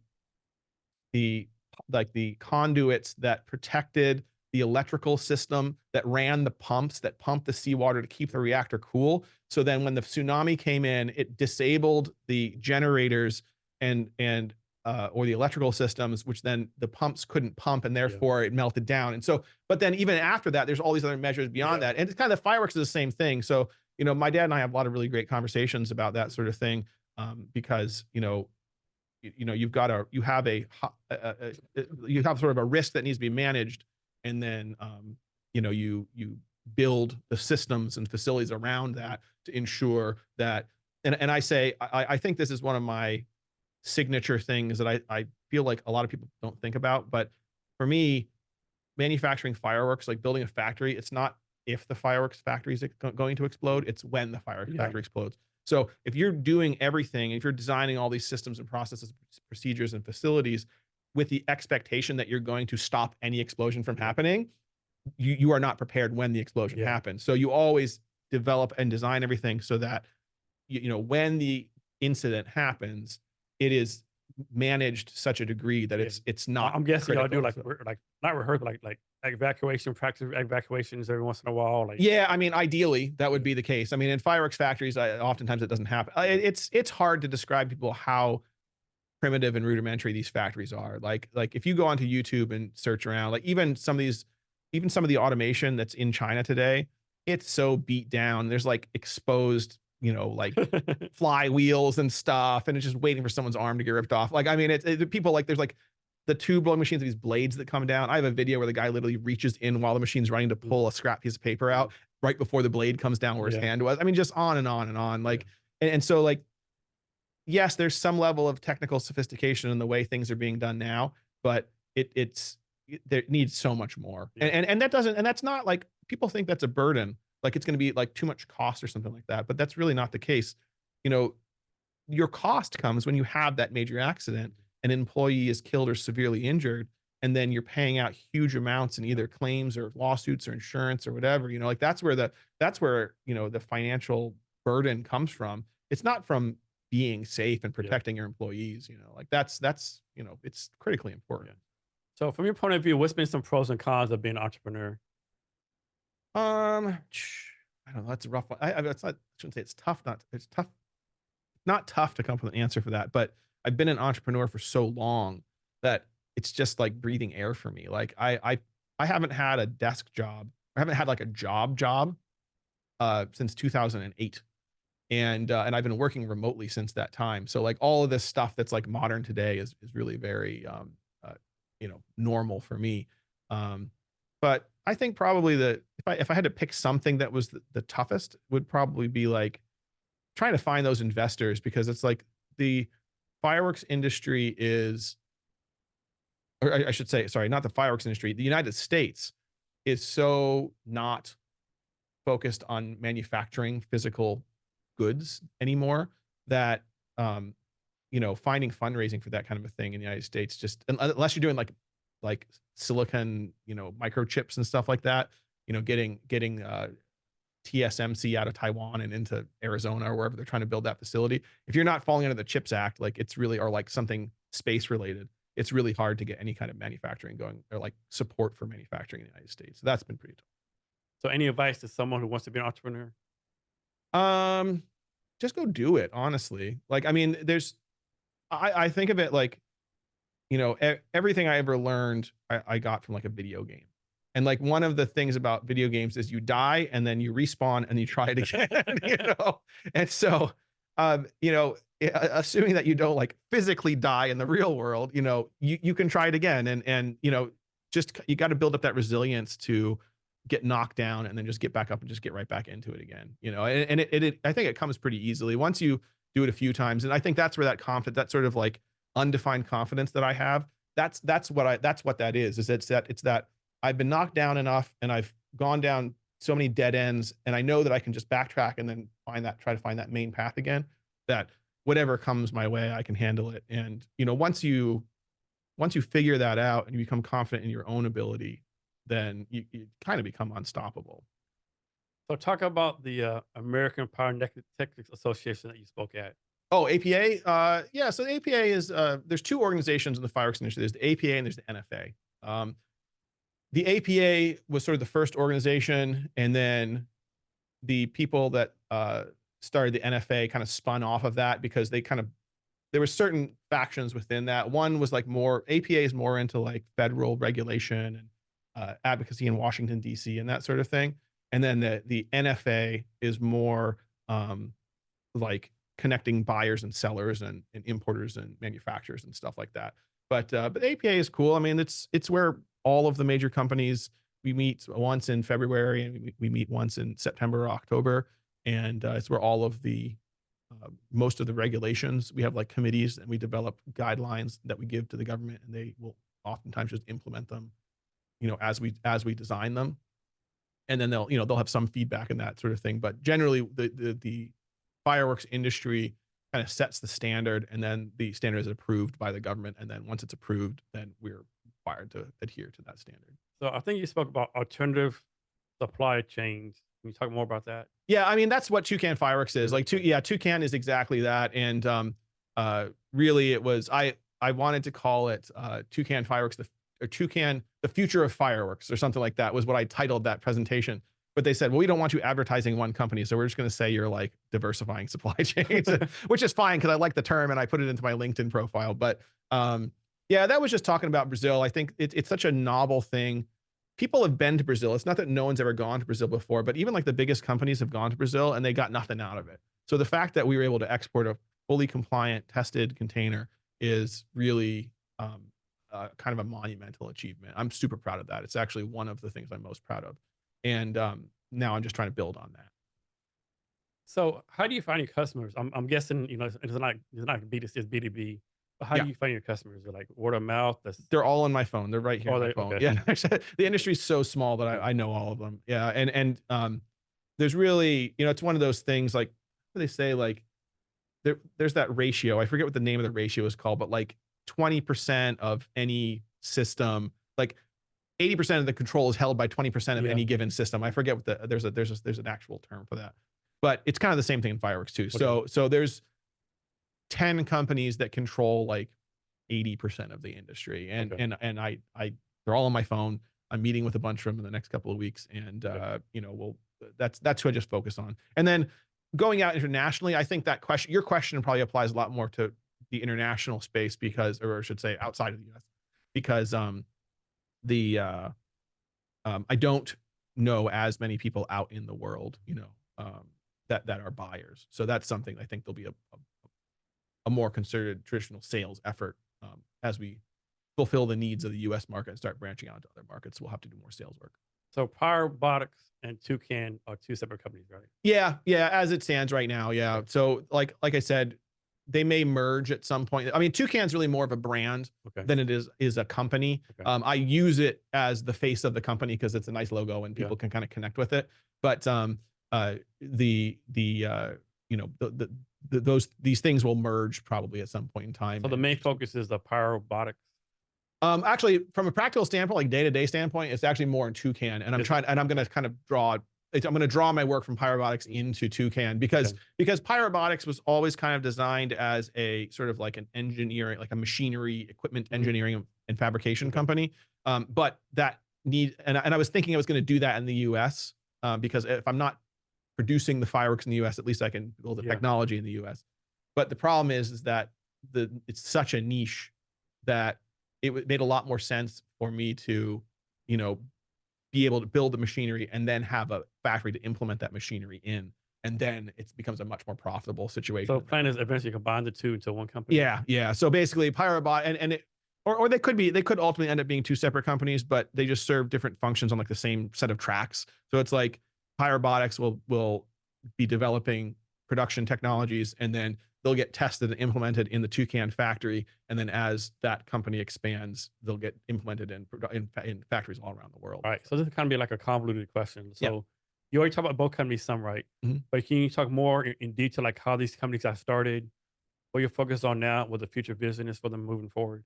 Yeah, so they both got started kind of again, it's the issues that the fireworks industry has with China right now, in that it's the problems every year just keep getting more. They get more severe, and they're coming closer together, more frequent and more severe problems with each passing year, and it's I kind of liken it to if you have someone who doesn't have like their life together, and every time you're around them, like they're a constant drag, and like they bring their problems into your situation, and like they just like you like them and they've been a good friend, but like it's hard to have them around kind of a thing. I kind of look at that as China and the United or China and fireworks industry at least, and I think more broadly the US can, other businesses in the US can say the same thing. But from the fireworks standpoint, it's like the issues that they bring to the table just keep getting more and more problematic. And like I said, they'll always like fireworks will always be made in China. We'll always be buying some amount of fireworks from China. But if we really want to have a stable future in the fireworks industry, we have to start building alternatives that we control. And so pyrobotics enables the ability to be efficient and manufacture fireworks efficiently and safely anywhere else. And so really both pyrobotics and Toucan spawn from sort of the same problem of supply chain issues in China and the relationship between China and the US and doing business in China. Do these names mean anything? Or are they anything special or just random names? I mean, they're kind of random. Pyrobotics, I just happened upon that. It's pyrotechnics and robotics put together, which I was like, oh, that's cool. That works out. And then Toucan, literally, I was sitting on the balcony of the apartment in Brazil and I saw a toucan fly by, and, Oh, wow. and I said, that's a. Although the toucan, the fact that it says Toucan brand fireworks, that's actually an homage to the old firecracker brands of that were made in Macau, like back in the 50s and 60s and into the 70s and stuff. They always had like an animal theme, so it was like gorilla brand or giraffe brand or chicken brand or something else like that. Yeah. So back to entrepreneurship, right? Well, let me backtrack. Mhm. So from your point of view, how is this all successful? Like what has to happen for this to be successful? So we need to get the factory up and running. My philosophy is that if you have a space to build something like a workshop or a factory, if the first thing you try to build doesn't pan out, you still have the facility that can make things, and then you can retool the factory or redirect the resource of the factory to something else. So it gives you a very stable position when you have a factory and you have the ability to create and build things, that then you can create and build things in different directions if one doesn't work out. So that's what I'm trying to get myself into that position right now with buying a factory. And then once we buy that factory, um, uh, the because we'll have investors from the fireworks industry, they'll have first dibs on the output from that factory. And then as we grow, um, we'll start selling domestically in Brazil because that's an easy market, as well as South America. And then ideally, we'll probably also start selling internationally relatively quickly, like within the first decade. And then at some point we'll make that leap to where we're actually setting up factories in other countries, and then that really starts expanding the operations quickly. Then So, follow-up question, how does this fail and how do you prevent it from failing? um, probably the biggest failure, the thing that I'm most concerned about right now is geopolitics. It's something that's totally outside of really any one person's control. Certainly, like any business's control. Even like Apple is having problems with that right now.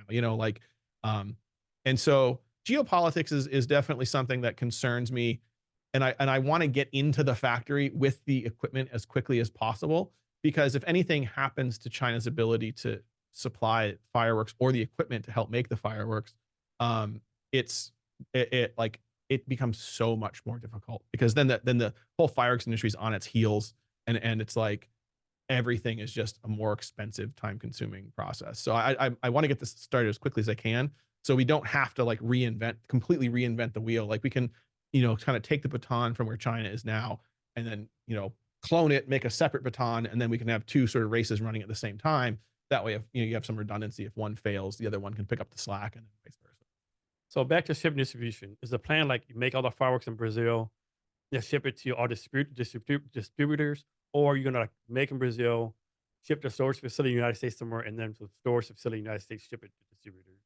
No, so the distributors are, because the industry is small, the distributors are the importers. So Are they okay? yeah, yeah. Okay. So like I said, like we'll have a couple of I'm guessing like 2 or 3 US importers will also be investors. And so they will get exclusivity on the output of the factory until they, can't take any more, and then we'll start selling to others. But that will take years before we Okay. exceed the capacity of theirs to consume. Is there something showing that like this state fires more fireworks versus another state or anything like that? But can you rephrase the Like for question? example, does Texas like have a like high percentage of fireworks second turn off? Yeah. Or is it pretty even across all 50 states? No, I mean, there's definitely like the way we say it in the industry is like a fireworks friendly state. Like there's definitely fireworks friendly states, and there's less fireworks friendly states. I don't know that there's any state anymore that totally bans fireworks. Everyone thinks that fireworks like regulations are a problem, they're getting more restrictive and all that. It's actually the total opposite with fireworks. So when in the 1960s, um, was not a lot of regulation.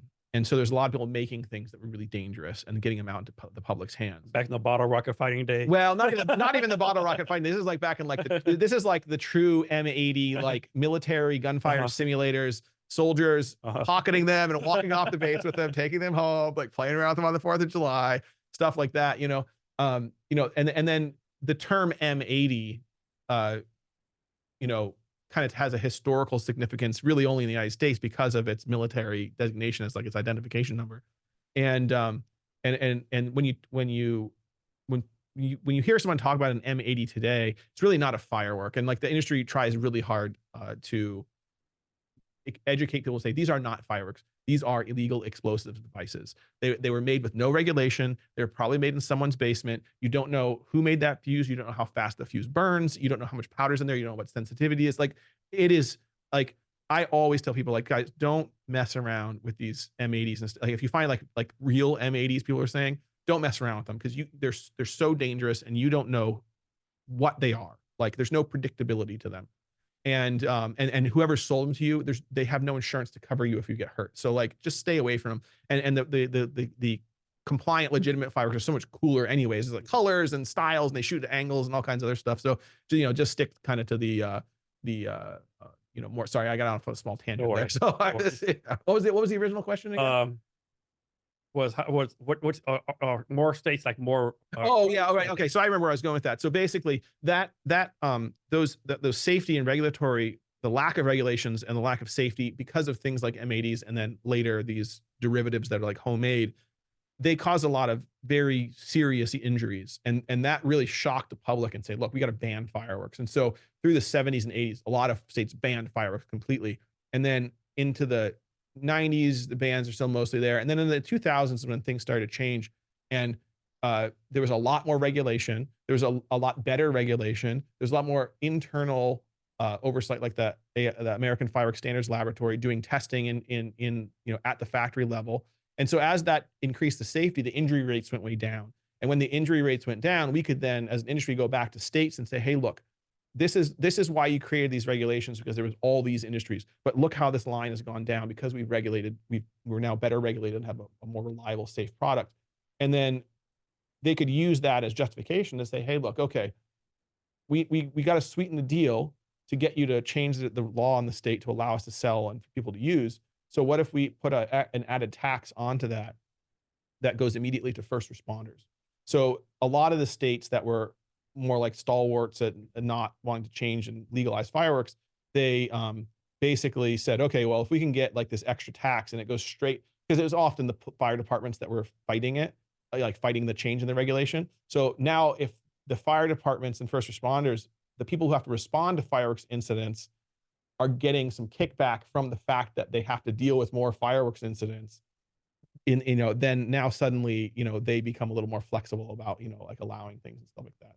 So the laws in the United States have really, really opened up for that. And it's not as, it's not like a lot of cross-border business. Like it used to be like you could buy in one state, but not in another state. Everyone from one state went to the other state and then brought them back and shot them anyways, because the police can't keep up with it, especially on the 4th of July. And, the injury rates are low enough. And if people are using them properly, like it's usually not a problem. So earlier we talked about how like people work in the factory, you don't have to be scientists or chemists, right? Yep. But I'm guessing they can't be knuckleheads either, right? Yeah. So what's your process for making sure you don't hire knuckleheads or you hire the right people for these factory jobs? Pretty much. I mean, I have very limited experience with that in Cambodia, because when I was, when you're sourcing from China, like that's all handled by the factories in China. You don't really get into that sort of HR type of thing. But in Cambodia, I think that it was just really obvious. Like if you have any concern that someone's going to be a problem, just get rid of them, because there's no amount of training that's going to, change who they are or how they perceive things or how they react or the irresponsibility they display and that sort of thing. So I think it is, kind of like, I don't know, like maybe for like military intelligence or something like you really got to make sure people are level-headed. They're going to make good decisions, that they're smart and they, are responsible. And I think 9 times out of 10, that type of person will stand out pretty clearly. So it's not like I agree. you don't have to search for them too hard. I agree. Yeah. They make themselves easy to be found. There's no Exactly. So during this entrepreneurial process you're going through, do you have a mentor or anyone who's mentoring you? Yeah, I have a couple.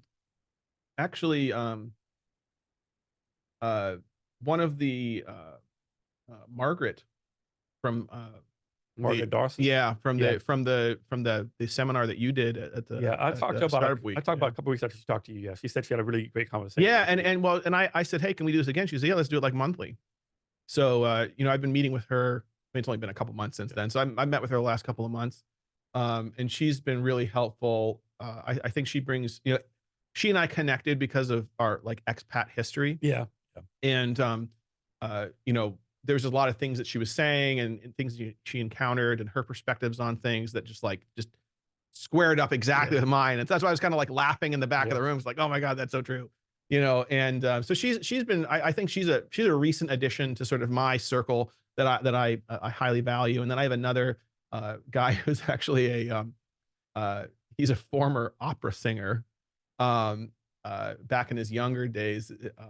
His name's Dominique, and he we met in Hong Kong, and like he's been, you know, very supportive. Like he doesn't support me um in like a practical sense and like making connections for me, but he's just like, when I just need to bounce an idea off someone, I just need to talk to someone that's outside of the situation.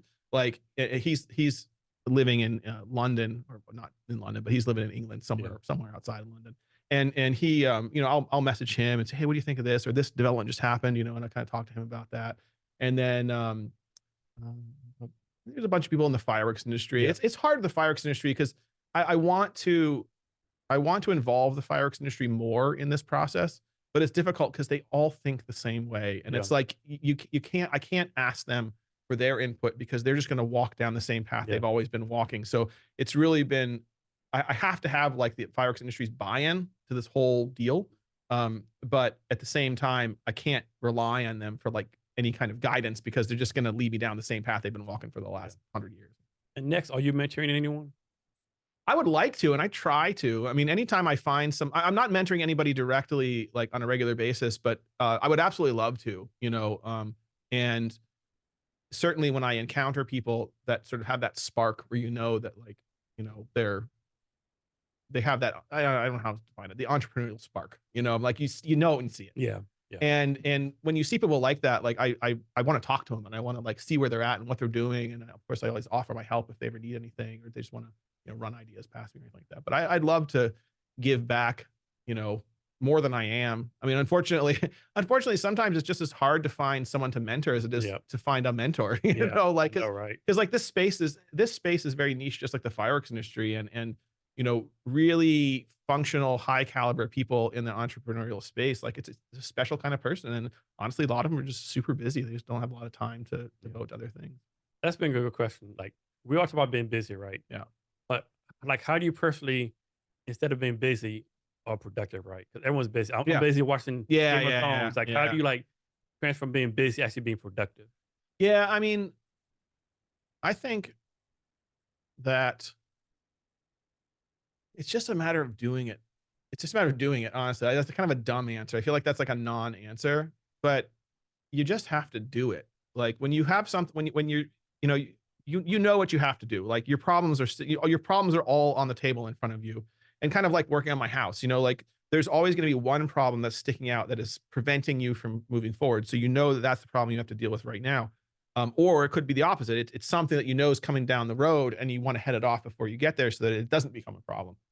And you know, if you procrastinate or you're just not into it that day, you know, you're not like, you're not very on, you know, I don't think there's anything to do but like grind your way through it, you know, and sometimes that can be, you know, difficult. And, you know, but I find usually once you get going, like once you get into something, because I mean, like if you've made it this far where you're having those problems, you already enjoy being an entrepreneur. And so you just have to kind of grind through it. And once you get started into the grind, I find that usually turns on your competitiveness or your drive, you know, to really get into it. And so then you just kind of start, you know, and then you get into the problem where you're up till 4 a.m. for 3 weeks straight, and you get like no sleep, and you're like overcompensating for the you know, for the problem solving.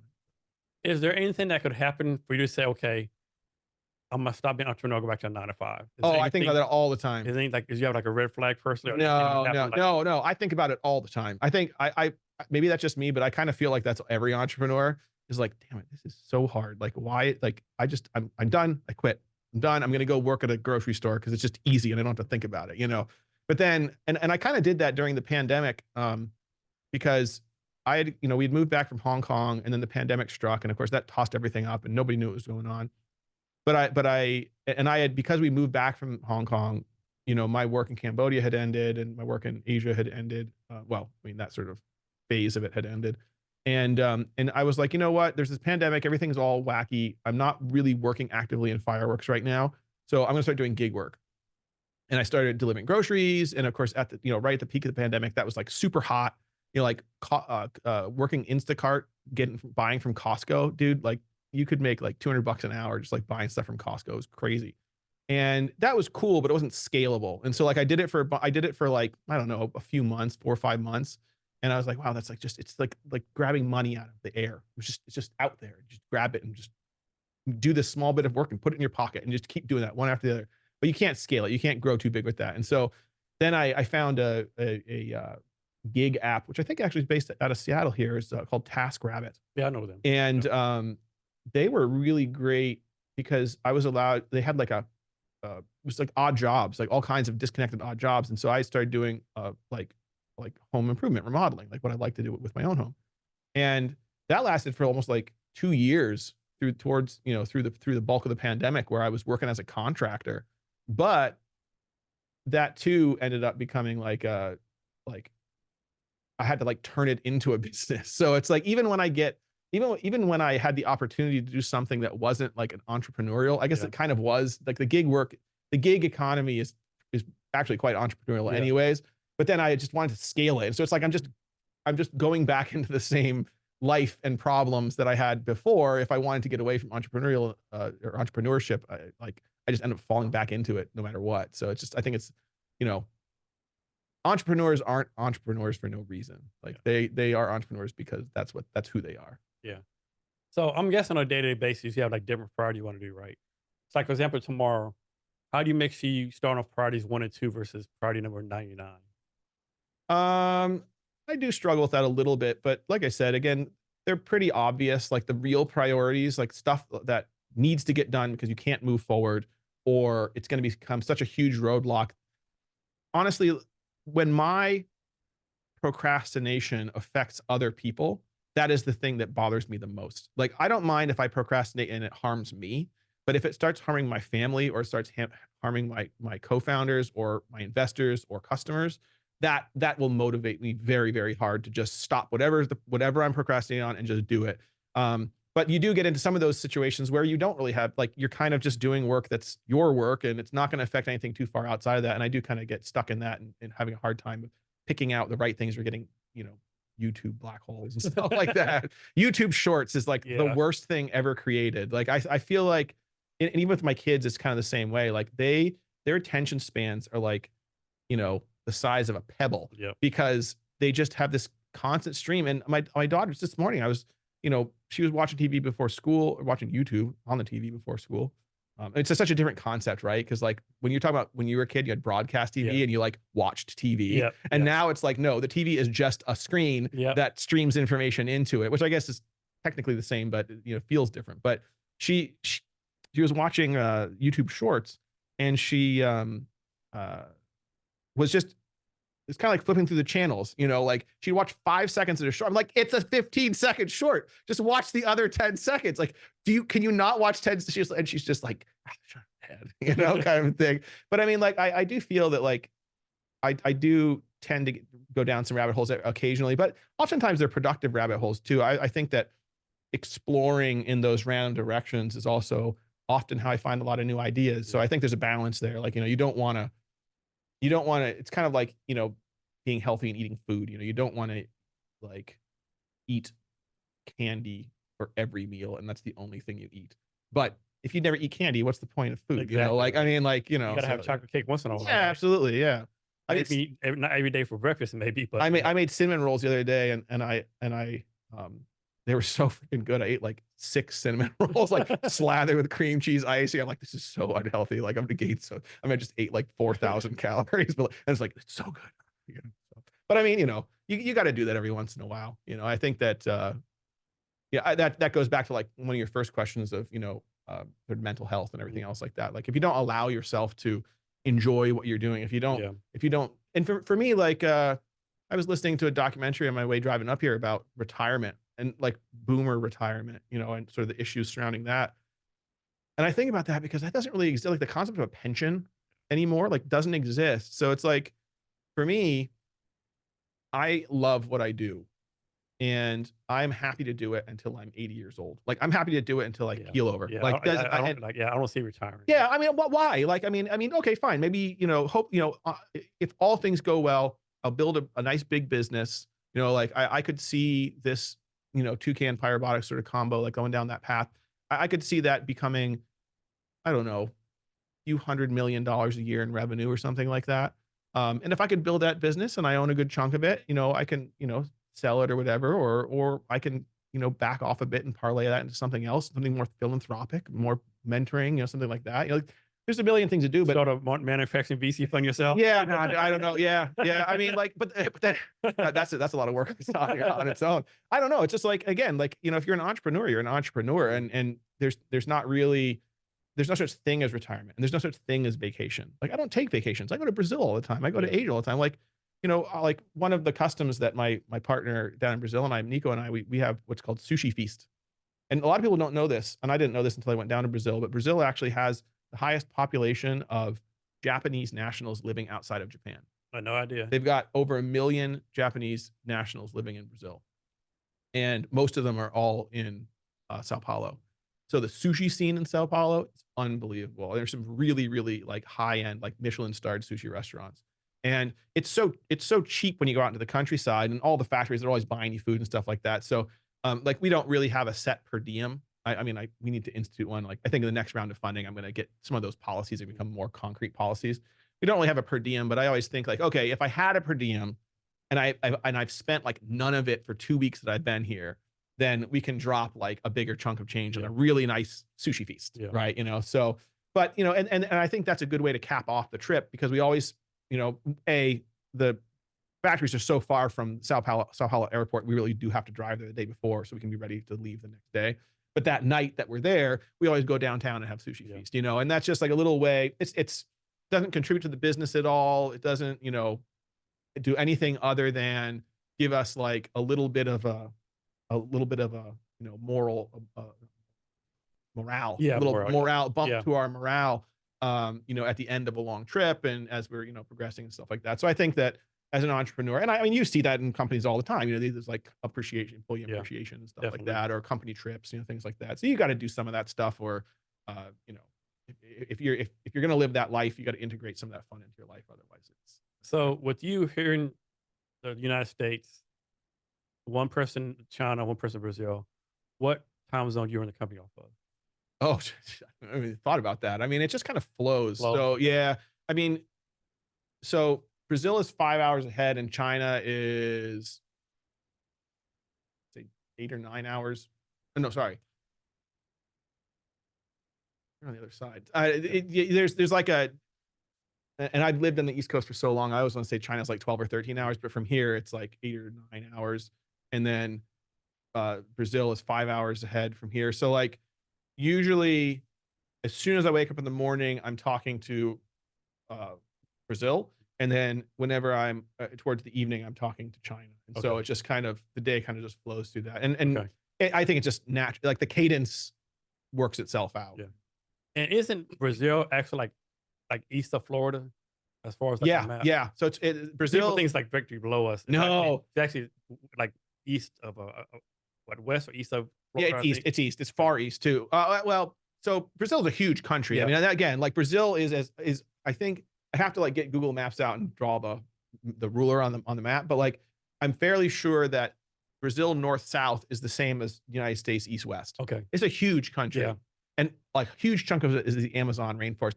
A total deviation here, but it's just an interesting, airplane fact as you're staring out the window while you're flying around. When I first went to China, you fly over the North Pole, basically. Fly up or come down through Siberia and into Beijing.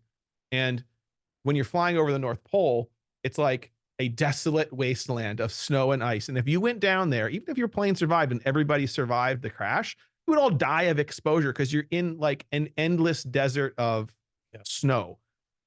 Going to Brazil, oftentimes I'll stop in like, sometimes I fly completely over the Amazon, but oftentimes I'll stop in Panama City, and then you kind of hop over the Amazon rainforest from there.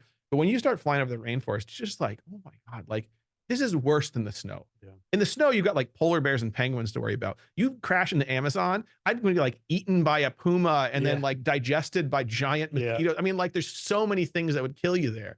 And that's sorry, total sidetrack, but it was just interesting, flying over these very like remote, desolate places. But Brazil, like it's a huge, huge country. And people don't, I don't think they realize that. Like one of the first concerns that was addressed when we started talking about this, someone said, well, aren't you worried about like drug gangs in Central America. And I was like, oh, I didn't think about that. I should have to think about that. And so then I started looking around, and it wasn't until I actually flew down to Sao Paulo for the first time. And it's like someone in Maine worrying about something happening in Los Angeles. Like, I mean, it's like just geographically, no one's going to come from, you know, like Nicaragua and come down to like abduct you and take you back to Nicaragua. It would be like economically wouldn't make sense for the drug, for like the drug gangs. So it's like, you know, you people think that these things are a lot closer together, that these countries are a lot smaller. Brazil is a massive, massive country. And even from a shipping standpoint, one of the first reasons why I went down there is because people were like, oh, well, the company that's backing Toucan right now, that sort of started as like a feasibility study of what if Brazil was even possible. And they thought, oh, well, the shipping, like I mentioned, was so expensive a few years ago. It's probably cheaper because Brazil or Sao Paulo is closer than China. But when you actually, again, draw it on the map, you know, like nautical miles going around South America up to Florida or up to the Southeast US, it's almost to the mile the same from Shanghai to Long Beach, California. So it's like, it's just like, it's big. Like the world is a big place. You know? It is. And talking about going like, you know, rabbit holes. So somehow I started off on this kind of TikTok. Yeah. I'm thinking he's in America, right? But basically he's on this boat in the Amazon. Yeah. He's traveling the Amazon, and like he's paying $30 a day, I think. And like the 20 people, they all sleep in hammocks, you know. Yeah. Down trying to, and like they're just going like different villages and stuff, drop supplies off. It's pretty interesting, right? Yeah. I wouldn't want to do it, you know. A part of me would want to do, you know, for the adventure like that. Like, man, mosquitoes, fucking, and some anaconda, 10-foot anaconda jumps out, follows you, know. Yeah. I think a lot of these things, there's like a perceived romance to this lifestyle. You know, it's like even I think about it sometimes, like, you know, travel because I like that old John Candy movie, Planes, Trains, and Automobiles. You know, like I'm on planes, trains, and automobiles today, and like I'm going through all of the modes of transportation today. And then, you know, when, you know, going back some time in, you know, early 2000s in China, and I mean, this is nothing compared to people that were there in like the 80s and the 90s because it was even less developed then. But even going back to the early 2000s, like you go on a train or an airplane or something like that, like there's way sort of like you're going back decades in time, just flying across that other side of the world.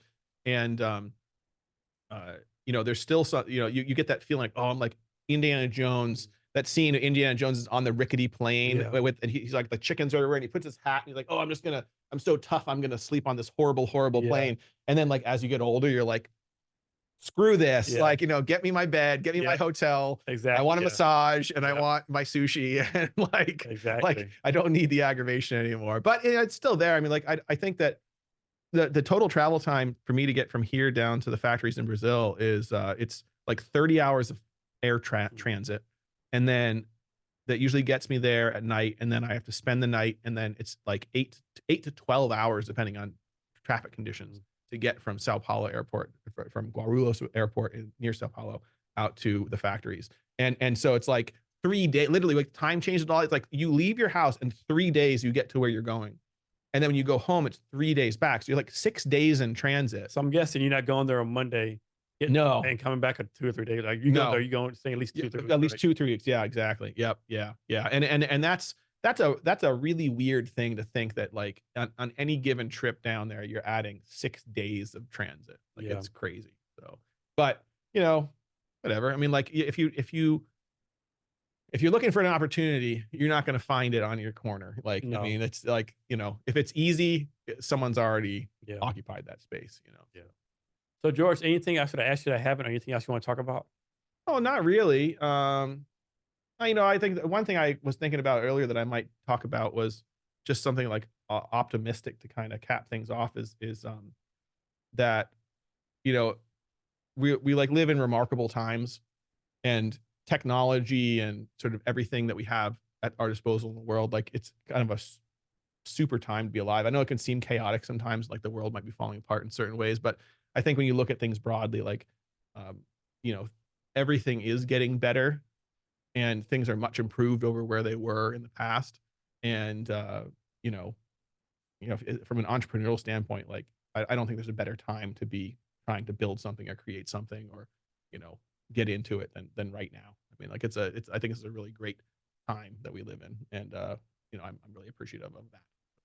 Yeah, I completely agree with you. Like, I always laugh when people say this is the worst time ever. I always say, well, as soon as they make a time machine, what you want to go back to Yeah, where do 1850, you want to go to? 1750? Yeah, right. Like, what year, 1947, like what year you want to go Yeah, back to, yeah. right? Well, and you look at things through like rose-colored glasses too, because like you look at your past as being like this comfortable thing, and it's like, okay, cool. I want to go back to the 1990s because I want to sit on my stomach in my family room of my parents' house and eat chocolate chips while I watch Saturday morning cartoons. Cool.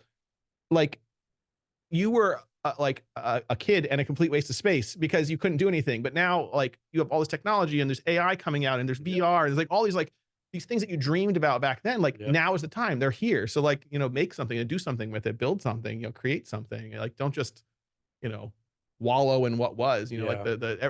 everything good in everyone's lives lies in the future. So Yeah. build it into a good I mean, one. what's the question? Like, do you want to like go 500 years in the past, 500 years in the future to stay here? I'm like, I want to stay here. Like, I don't go back 500 years in the past because there's a black plague, all that kind of stuff, Yeah. and like 500 years in the future, shit, it might be no earth here, right? Yeah.